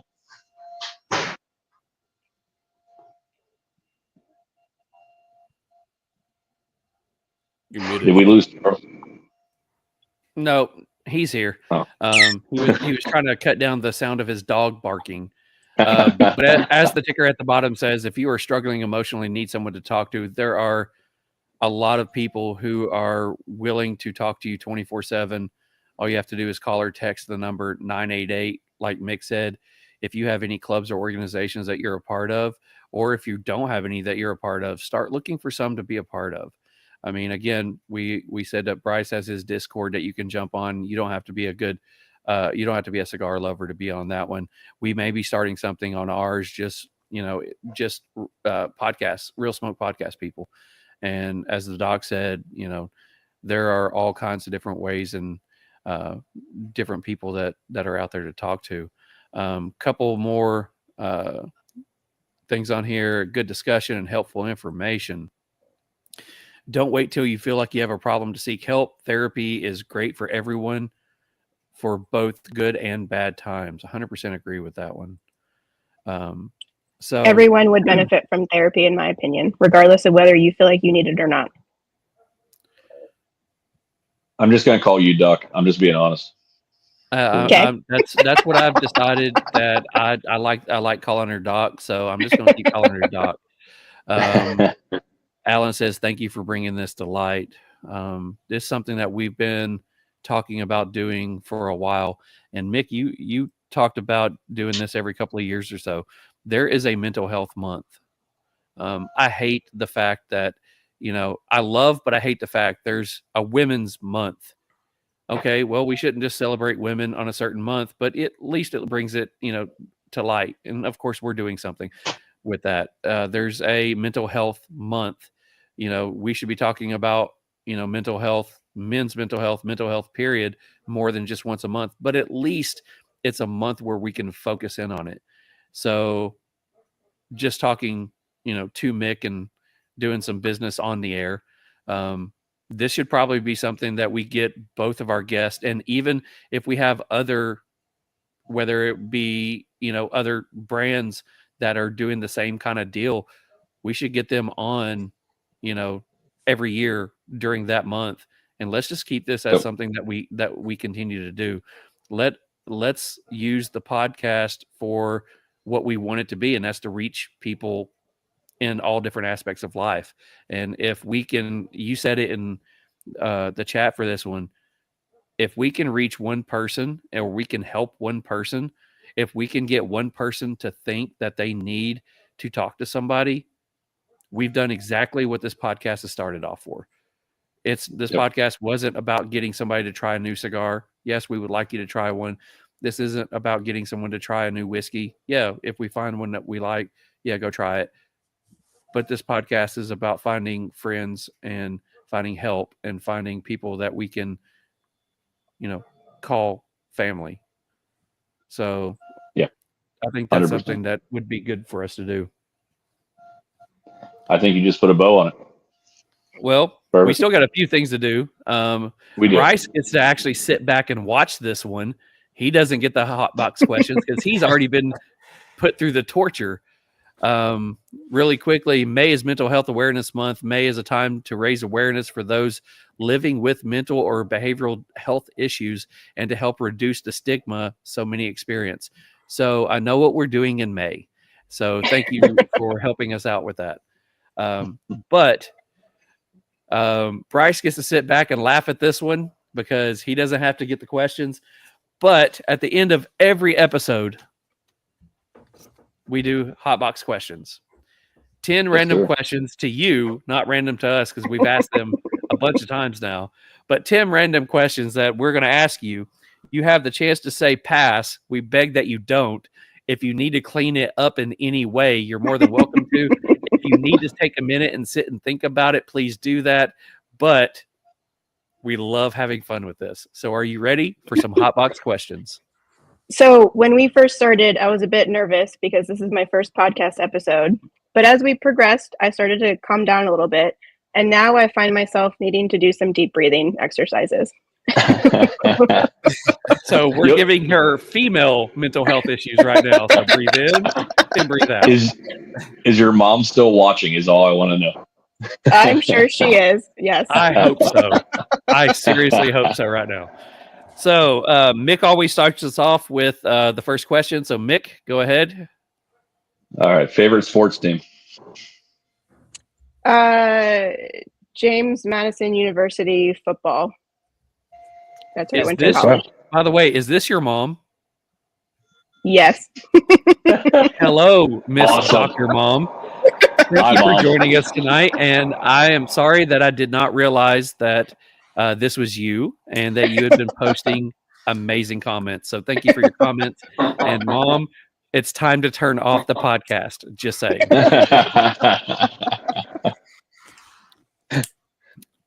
All right. So favorite cuss word? The F word. She cleaned it up. She cleaned it up. You raised a good young lady, Mom. I don't curse in front of my mom. I respect her opinion that she doesn't like cursing. All right, I'll accept it because I love you. That's all right. Aisle seat or window seat? Aisle seat because I will have to pee at least 5 times. Speaking of that, I still got to do that myself. So, yeah. So Mom says thank you, by the way, just saying. Mm-hmm, mm-hmm. So question number 4, what is your favorite joke? And you can take a second. We love dad jokes, by the way.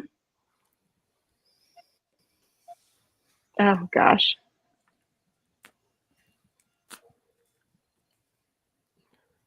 I'm sure Mick has told me some pretty good dad jokes over the years. Do you recall any of them?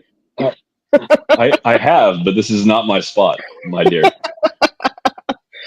Oh God. The first thing that comes to my mind for some reason is that joke that ends with but 7, 8, 9. And I don't even remember how it starts. I just know the punchline in this moment. I think it was something like, why was 5 afraid of 6? Because 7, 8, 9. Yeah, something like that.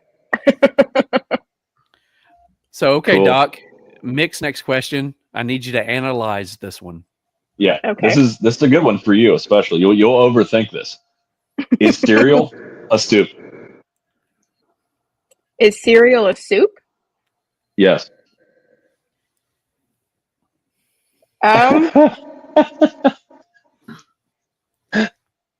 I've never thought of this question before, or this topic. Welcome to the Real Smoke Podcast. I'm going to say yes. It is a soup. Yes, because my girl. Some things mixed into a liquid. Yes. I've been saying this for weeks. You're like the second person I think that said it. So, yes, that's awesome.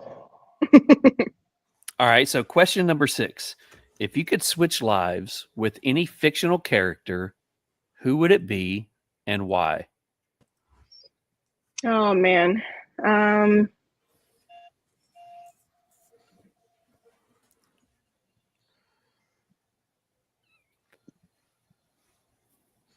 My mind automatically goes to Dexter, and I don't know why.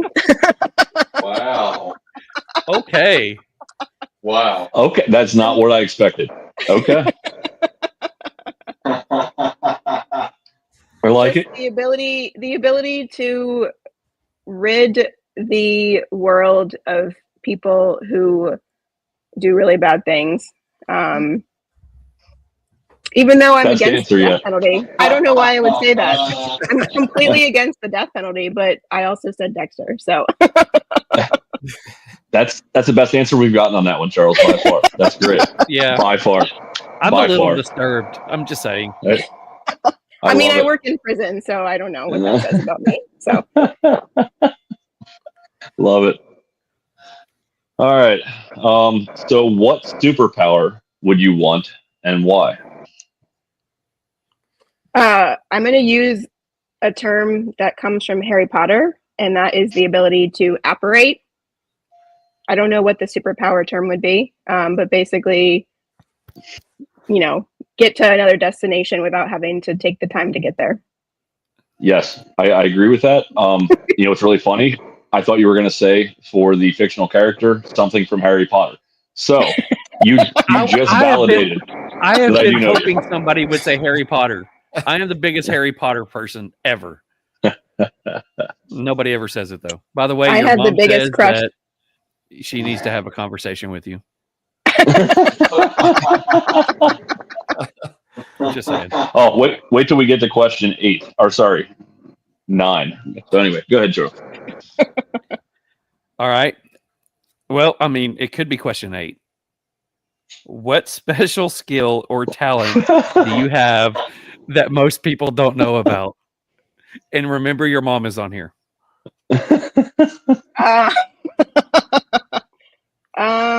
What special skill or talent? Where's Kyle when we need him? Right. Yeah. I'm actually glad that Kyle's not here because my mom's in this conversation. Once again, I'm posting this up here. She needs to have a conversation with you. I don't know. That most people wouldn't know about me is really hard to answer. Can I pass? Yes.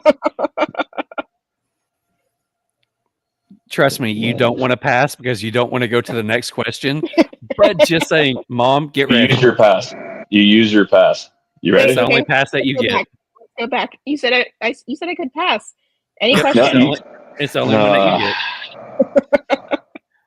So this one's even going to be more fun because I know kind of know both these people.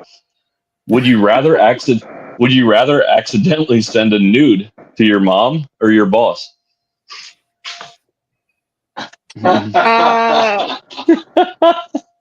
Probably my mom, because she's already seen me naked before. By the way, just saying she needs to have a conversation with you.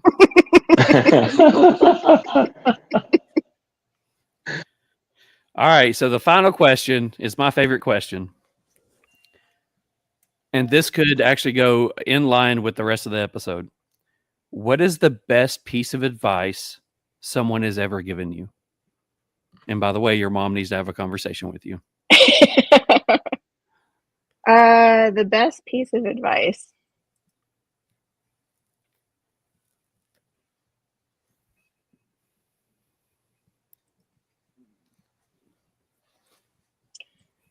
She's thinking. It's not dead air. I'm thinking. This is probably incredibly cliche. So I acknowledge that it's cliche, but one thing that my mom actually always says that I wholeheartedly agree with is that things happen for a reason and they happen for the best. You might not know it at the time, but eventually you might find out that whatever happened to you that you really didn't like, or you thought that, was a terrible situation, was actually something that was for the better.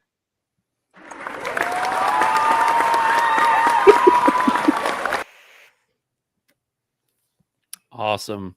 Well, we will end it on that one. We have a few things to continue with real quick, but before I get your final thoughts from Bryce and from the doc, we do have one drawing to do.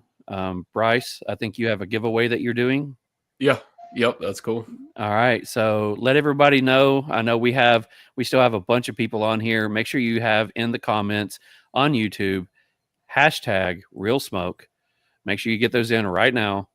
Go ahead and put those in while he tells everybody what you're getting. We're going to draw a name. The way this one works is you have to be on here to win. Once you win, make sure that you comment on here who you are. If you have an Instagram account, please let us know what your Instagram account is. We will send it to Bryce, and he will get your stuff out to you. And by the way, Frankie says, moms are the best. Forget about it. I love Frankie. Frankie. I love you, Frankie. All right. This would not have been a good episode for Frankie to be on. So what will the winner get, Bryce? So they'll get 5 sticks. They'll get one of each of our blends that we currently offer. And then I'll throw in a Silent Hero sticker as well as our frosty patch that we ran over the holidays that we still have a few left over. Yeah. So I'll throw those in there and get it going. Awesome. So let me get this one set up. Got the giveaway tool. We'll share that one. And we will let it roll. We have 13 entries so far. And here they go. Who is going to be our winner? And our newbie is Adam, the newest nice prospect for the TriStar Herf crew. I do know that he has an Instagram account. So Adam, if you do me a favor, go let him know your information, and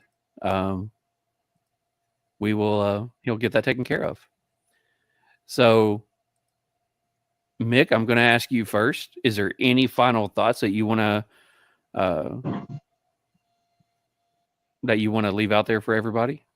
And then I'll go through with Bryce and with Doc too. Well, we do that. Yeah. So I think honestly, that episode was everything I wanted it to be. Everything I hoped it would be. That we could get some information out there. That we could be, kind of that voice to get this conversation started. That's all I wanted this to be. I'm not saying it was perfect, but we, as always, it's Real Smoke for a reason. We keep everything real on this. We keep it unscripted as best we can. And we just want to have that real, raw conversation. I will put this out there. Yes, seek professional help. I'm not professional help, but if you fucking need just someone to talk to, I'm on Instagram. You can't miss me. I'm posting shit every day for the podcast and for just on my Real Minutes page. So if you guys just need someone to shoot the shit with or just talk something through, man, I'm here as well. So I'm happy to be that shoulder. But honestly, just find that person you trust that you want to talk to, and find something that a community that is supportive as you need them to be.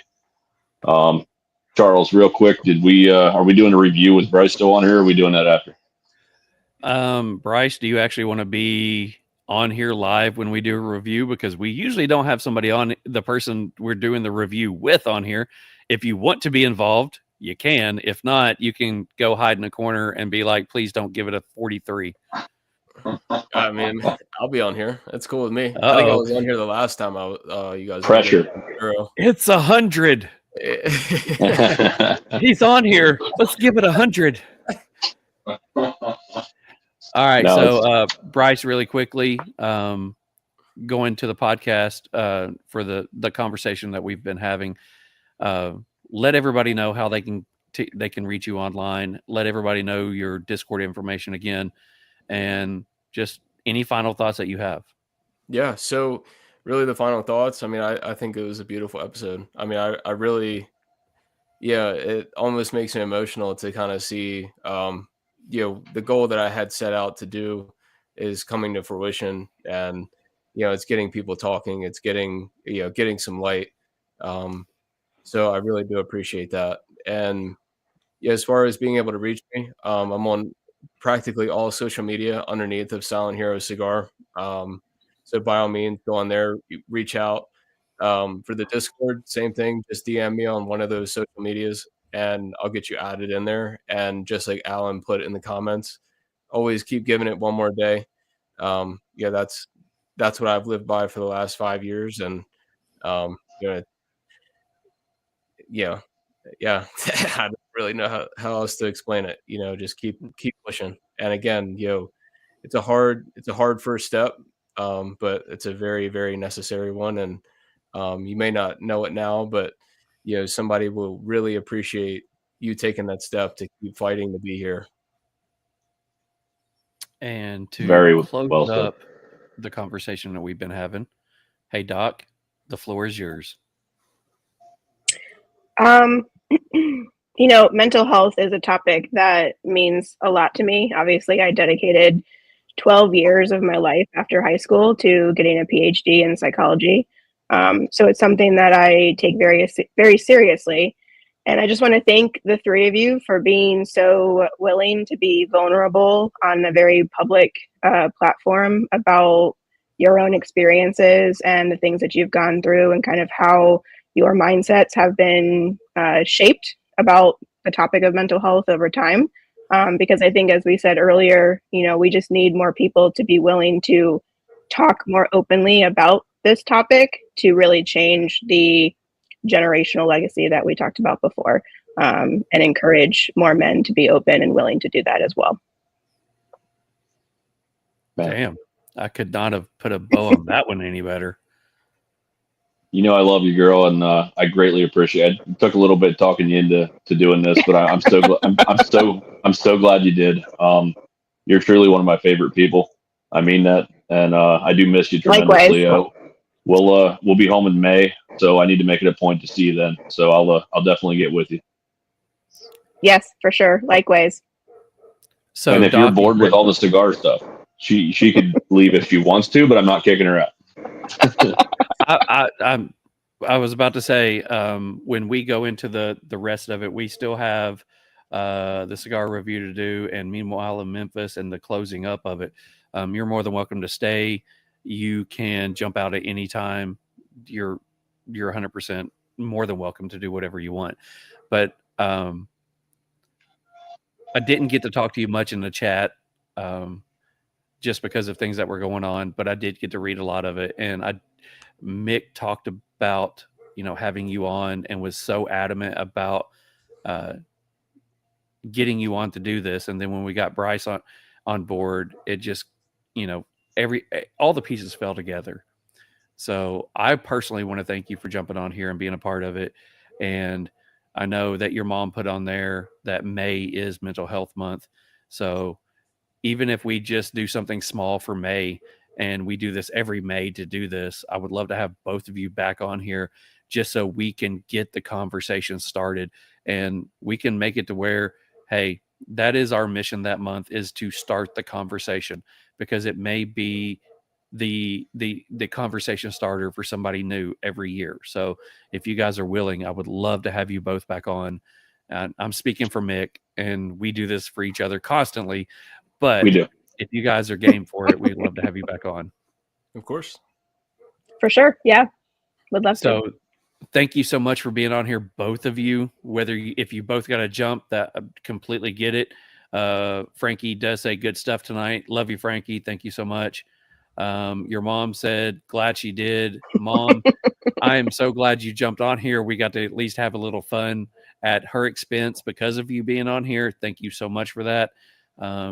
We are extremely proud of you and the daughter that you raised. She is helping a lot of people. So, yeah, I have an idea though. One last thing, Christine, before you jump off. Yeah. I'm home in May. And we're talking about doing another episode in May. We should do it together.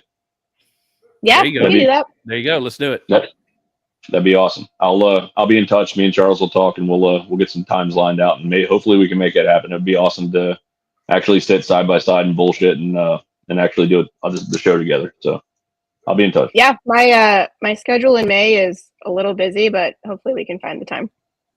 Okay. Yeah, we'll at least hook up and catch up a little bit on life outside of doing it for the whole world to see. So, but we'll catch up here soon. But I greatly appreciate you. You're outstanding. It's a great time. So thank you. Say some more nice things about me since my mom's listening. I'm just kidding. I'm running out. She Okay. is awesome.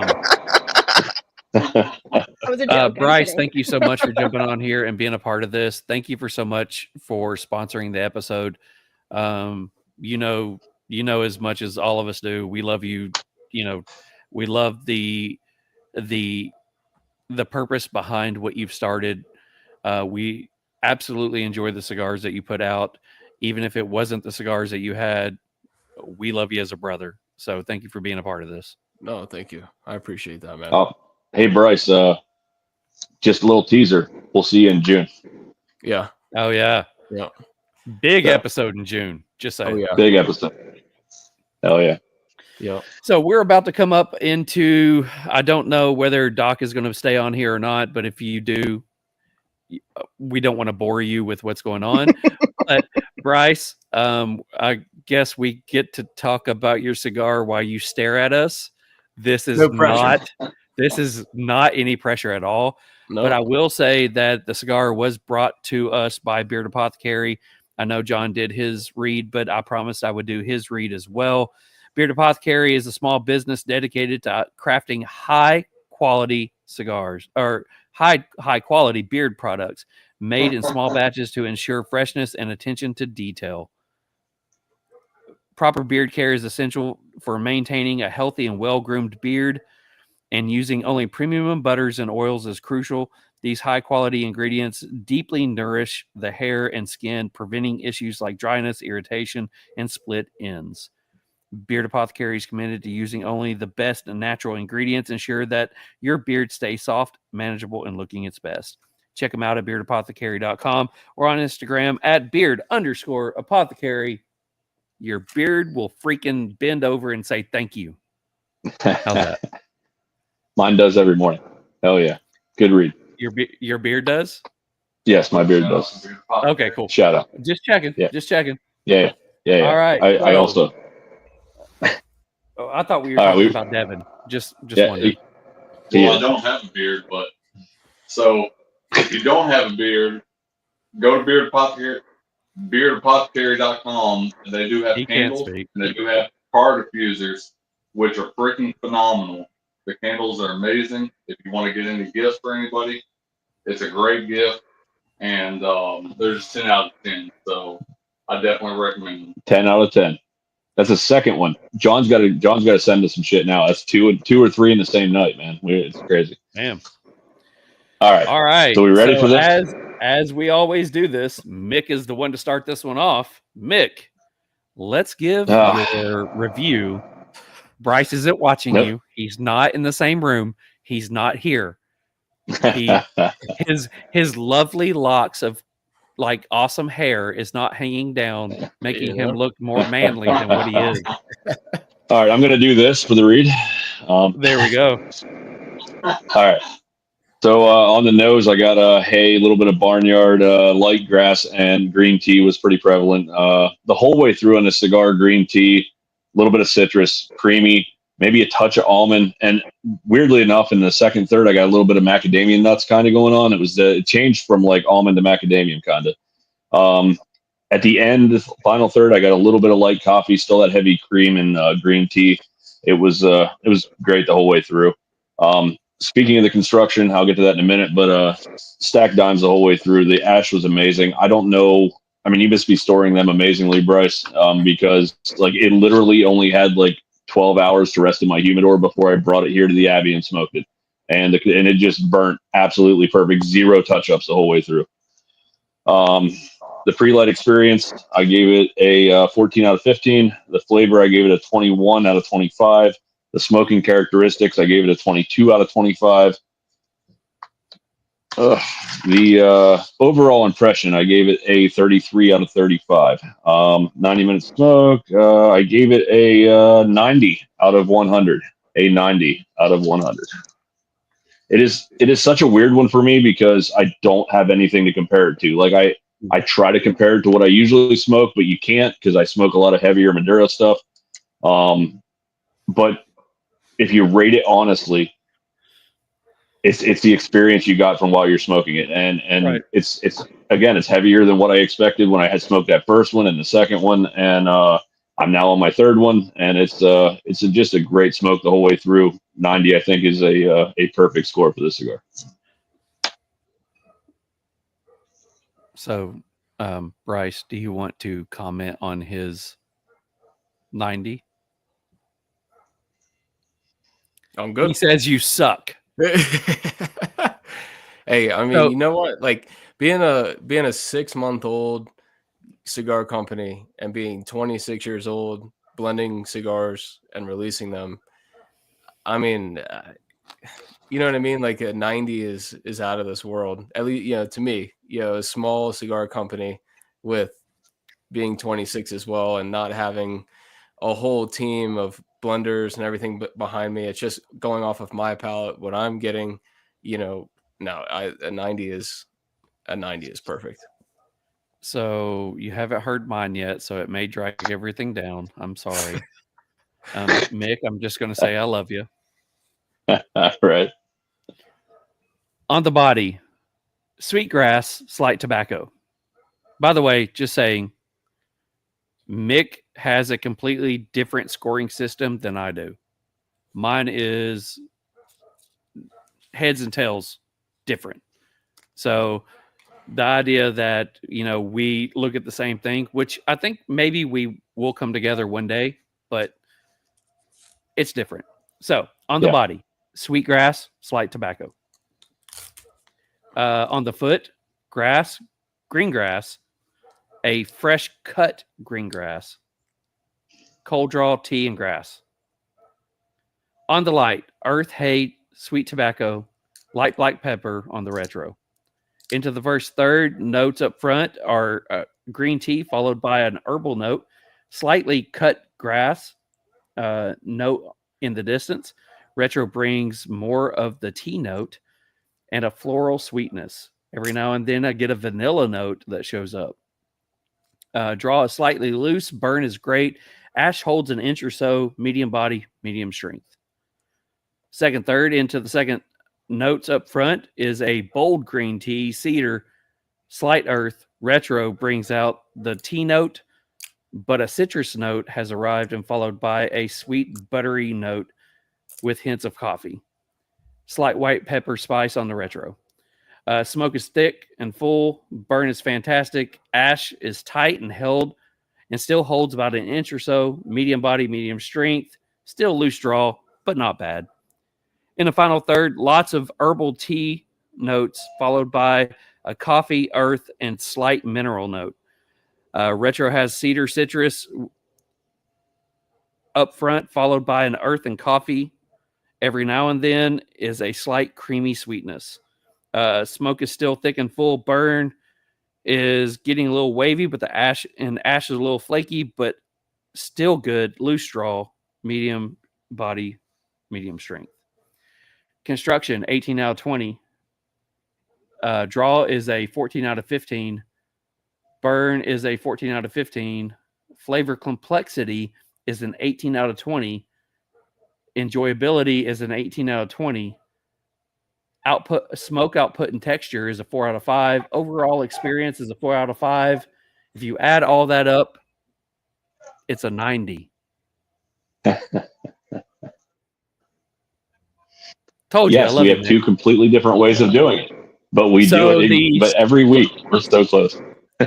So on season 2, episode 1, technically episode 13, the Silent Hero Maverick Candela scores a 90 from the Real Smoke podcast.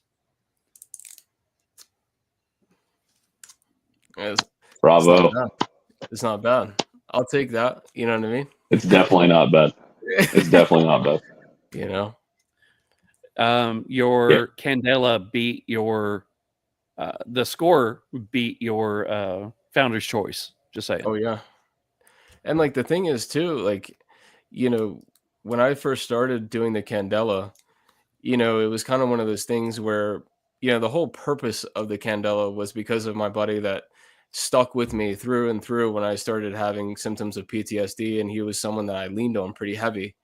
And he's now you know, a naval pilot, and you know, I messaged him and was like, hey, I want to pay homage to our friendship and really what that has meant to me. You know, I'm going to name the cigar something different, but the reason and the thought behind it is because I want to give you something that you can see, that me and you understand that it's about that friendship.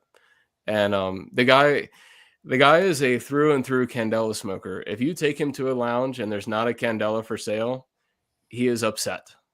You know, like he is not, you know, you can give him something else, but it's just not the same. Candelas are just so different.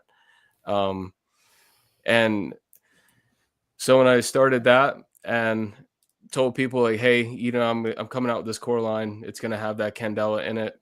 Dude, I got so many like, dude, don't do it. Don't do it. Don't do it. It's never going to sell. It's not going to sell. And of course, you know, everybody tells you their cigars are different. But with this one, I knew I had something different, like genuinely had something different. It is. And I was like, the hell with it. You know what I mean? Like, again, like for me, you know, I take risks, you know, healthy risks, you know, I'm not, you know, whatever, but, you know, I bet it on me, and I bet it on, again, you know, not folding and not giving in to that people's kind of hesitations. And I didn't care, you know, and released it. And that stick, or that cigar rather, has sold more than any cigar that I offer by far.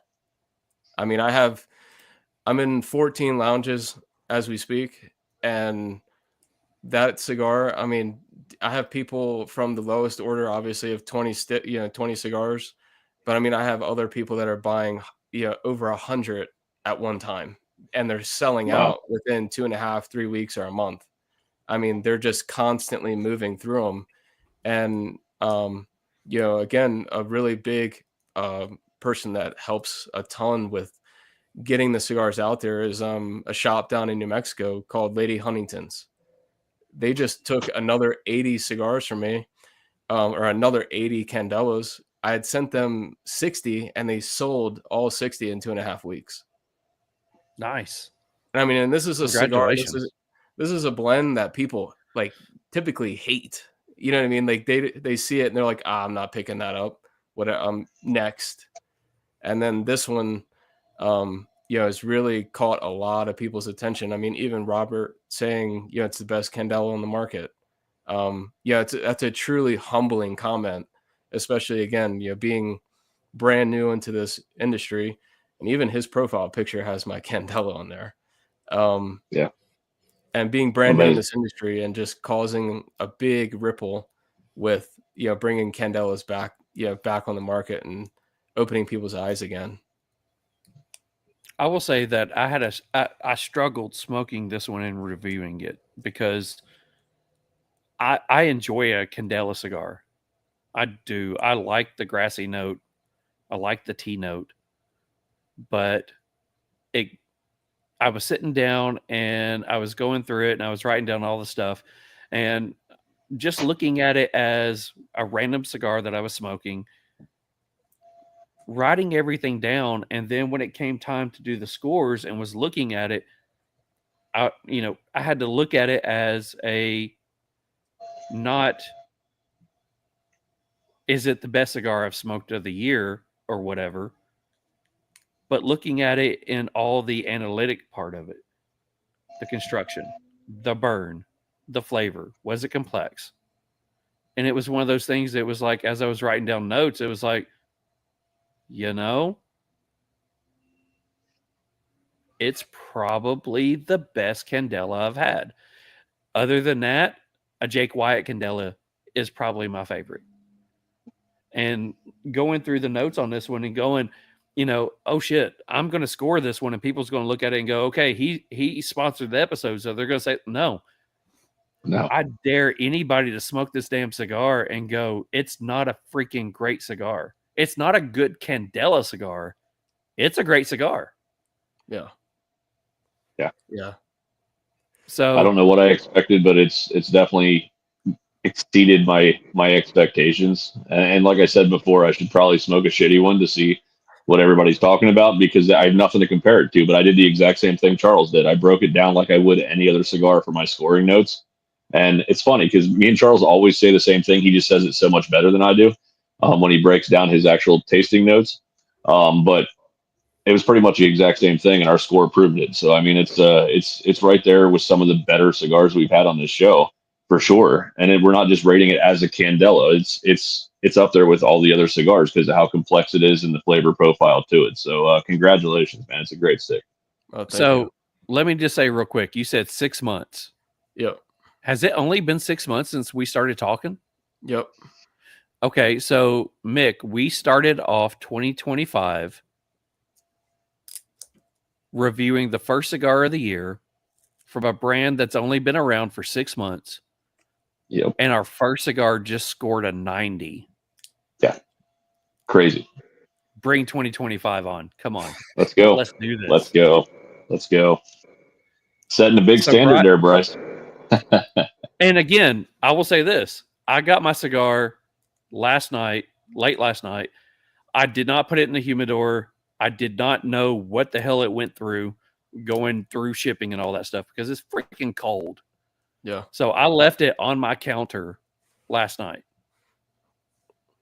I've got one that I had in my humidor that I've been saving to smoke for tonight, burned the same way. So I've had one in the humidor for 4 or 5 weeks, and I've had one that was sent yesterday, and they all burned the same. I mean, I don't have my number out here, but this is the one that I smoked tonight, and it's still freaking razor sharp. Construction, man. So, it's unbelievable. Great job. Congratulations. Yeah, thank you. So before we jump into Mick's last segment, once again, Bryce, thank you so much for jumping on here. Thanks for the great cigar. Doc, thanks for jumping on here. I will send you a message in the chat. I'll get you hooked up with my Instagram because love to talk to you more about, what you're into. But guys, you guys were a phenomenal episode.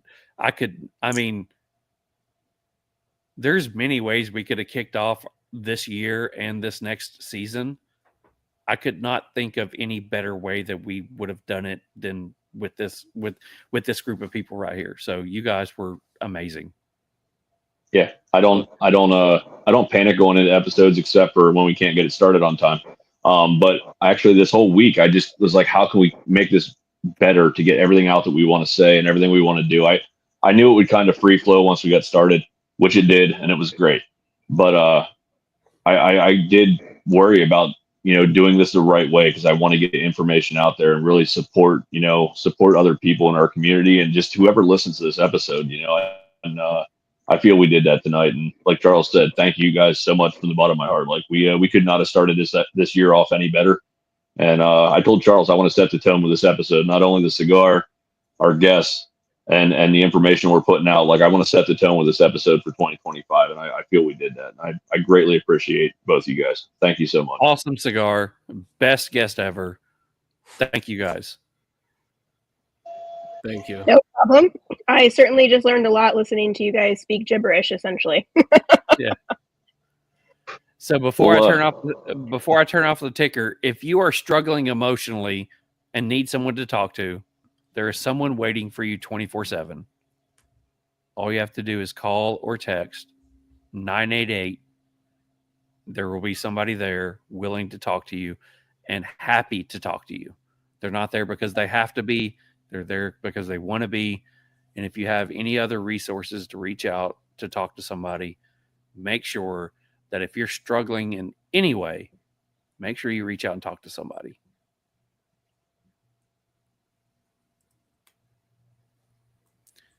All right. Thank you guys so much. We'll catch up with both of you soon. I'll talk to you both on the chat. Maybe we'll keep that group chat going for my own mental health, and we'll go from there. I like that group chat. I will keep it. Me too. Me too. Much love, guys, and thanks again. It was a great episode. We appreciate you. I'll be in touch soon. Thank you. All right. Thanks, guys. Have a good night, you guys. Thanks. Bye. See ya. Thank you. Man, that was awesome. I will say this. I did not know how tonight would go, but oh my God, this was a great episode. Man.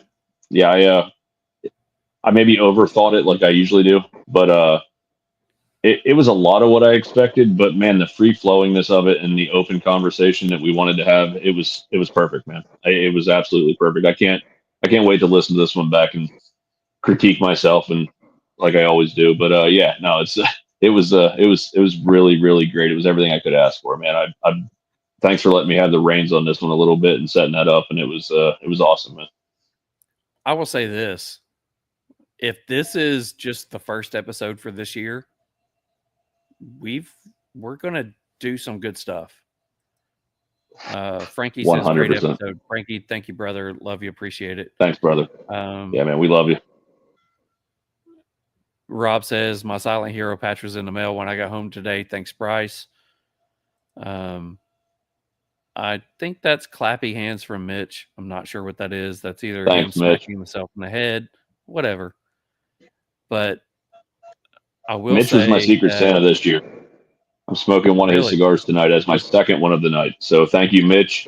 I think this is like a destination cigar thing, whatever. It's outstanding. This is maybe the most nicotine I've ever had in a cigar, but it's really great smoke. So thank you, Uncle Mitch. It's great. So what I will say is we have a lot going on this year. We have a lot of guests that have either reached out to us. If we wanted to actually plan, because we made a commitment that just because of, just life, we're not going to plan more than 3 months out. Yep. But if we did, we would be planned out to August. At least, yeah. Yeah. Between people messaging me and people messaging you and the pod page, yeah, we're almost there already, and we're trying not to be. So I thank you, everyone. It's the outpouring has been amazing. Also got to say this before, we're losing viewers right now because everybody's realizing it's the end of the show. But I do want to thank everybody who has jumped on here and sent in comments. You guys helped make the show what it was today. Your comments, your questions, your thoughts, everything that you guys posted on here is exactly what we wanted. We appreciate you more than what you know, because if it wasn't for you guys, there's nothing that we would be here to do. Alan says, great start to the show. So Mick, let's end this in the only way that we ever end this. And you have your own sticker now, don't you? I do. A couple of them are in the mail from you, I believe. The Meanwhile in Memphis sticker. It's going to be a sought after. It's going to be a sought after sticker. I have a feeling, just like the peanut one was. But so as I told you before we went on air, I actually left my 2 printouts of the story, so this will not be as detailed as I'd originally planned on. But as you know, I leave the names out anyway to protect the innocent, I guess. Not so innocent. So yeah, not so innocent.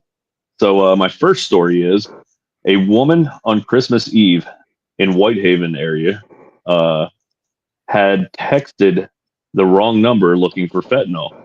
She actually texted the drug. She actually texted the drug tip line. The person at the other end of the line played along and said they could get her some fentanyl, and met her at the local mini market, whatever you want to call it, the local gas station, and arrested her. She had a lot of paraphernalia on her and what have you. So she was texting the drug tip line instead of her drug dealer. That is a fucked up mistake to make, but I enjoyed that one thoroughly. My second one was a woman went in for a haircut. It was right before New Year's, and the woman had paid $480 for the haircut on Venmo before she went in, and she gave the lady a $50 tip when she was done. She said that she wanted the lady doing the hairdresser said she wanted an additional $50 tip, or she wasn't letting her leave, and put the scissors to her neck. She then blocked the door, barricaded them in. Barricaded them in, and said that she wasn't letting her leave till she got the additional $50. And the lady called the cops, and the cops came and arrested the lady. She's out on like $7,000 bail. I think her court hearing's next week. So yeah, that was all within the last 2 weeks. So there's always some crazy shit, but we're gonna finish the Meanwhile in Memphis with a little one that's close to home from my brother Devin. You'll enjoy this one. Little Debbie, please tell us a story. Debbie. So, those of y'all that don't know me, follow me, Smoke Broski, Devin Project, that's my name. Anyways, Meanwhile in Memphis, man arrested for arson weeks after fire destroyed Memphis catering business record show. So key on that record show. I mean, y'all know how people take their food. Pretty serious stuff. If somebody messes with my food, I'd be pretty upset. Anyways, a man suspected of arson was arrested. I already said that. Court records allege this man, Collierville, set fire to a catering company on Summer Avenue during the early hours of November 8th. He was charged with arson. Okay, I'm going to fast forward a little bit. Basically, he set fire to a food company. Memphis firefighters arrived to find heavy smoke and fire coming from a one-story wood-framed commercial building. The fire was quickly extinguished, so that's good. Nobody got hurt.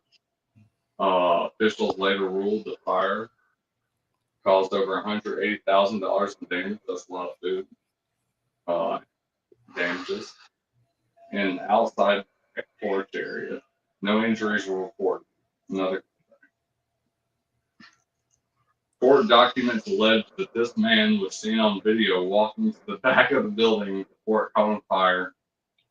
He later was standing with the firefighters right beside them and onlookers while the building was burning, records show. So, this man was Wesley Krajewski. So, I'm not supposed to say that, but yes, that was my cousin member who is known as a crazy Krajewski. So, the family members hold that true. Emotional damage. Emotional damage. Emotional damage. So, I mean, maybe they mess with his food. We don't know. But that was my family member that was standing next to the firefighters. I mean, that's kind of crazy. He stood next to them. He stood next to them and watched it burn. And was like, wow, look at that shit. Can you guys believe this fire? I can't believe that shit's happening over there. It was Devin's cousin. He said I had to have that one on here, and I agree. That how close to home is that? That's meanwhile in Memphis, man. Don't mess with people's food.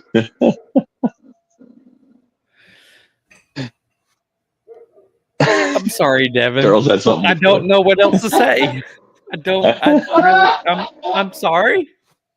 I mean, to be fair, we've never talked in like the past 10 years. Hey, he told me about the only thing I have to say is emotional damage.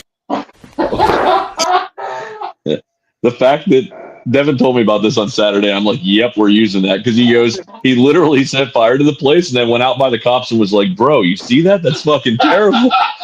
And I'm like, no way, that's your cousin? I'm like, you sure you want to talk about this on the air? He's like, yeah, whatever. So yeah, there we are. Here we are. Emotional damage. Yeah, that's pretty bad.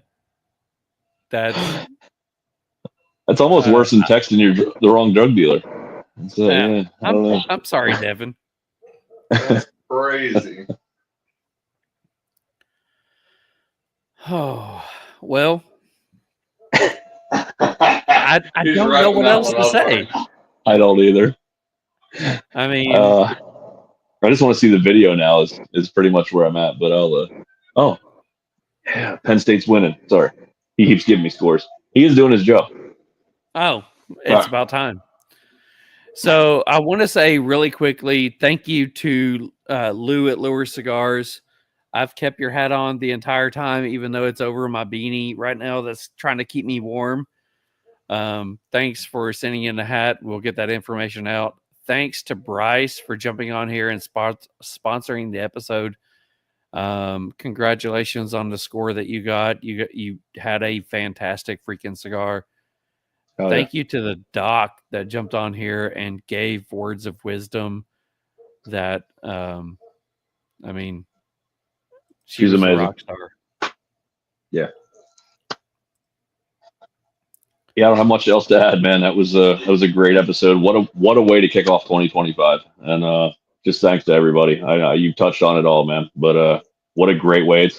If we continue building on this for 2025, I think it's going to be one hell of a year. So I appreciate you, man, and everybody watching. And let's keep this rolling, man. We had a great episode next week, right? We're alive next week. We have Aaron Paletta with La Vega Cigars. So if you don't know about his cigars, check him out right now. Go ahead and look online. Message him about where you can get his cigars. Check out Aaron Paletta at La Vega Cigars. We are smoking one of his cigars, the El Primo, or the Primo.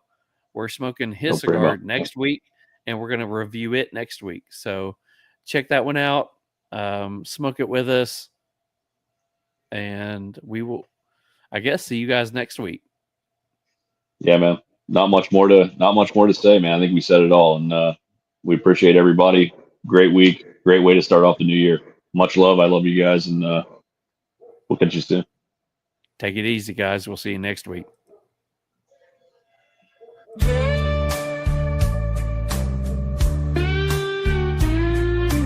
Mick and Charles with the firelight glow. Cigars in hand, watch the embers slow. Talking life and whiskey, it's a show. Real smoke rides the breeze just so. A puff of wisdom with a sip of fun. Guiding through the shadows till the day is done. Inhale the stories, let the laughter run. Real smoke's how all the good times are spun. With a draw and a swirl, watch the worries fade. Mick and Charles got the cool parade. Cigars and tales and whiskey serenade. Real smoke where your troubles are mislaid.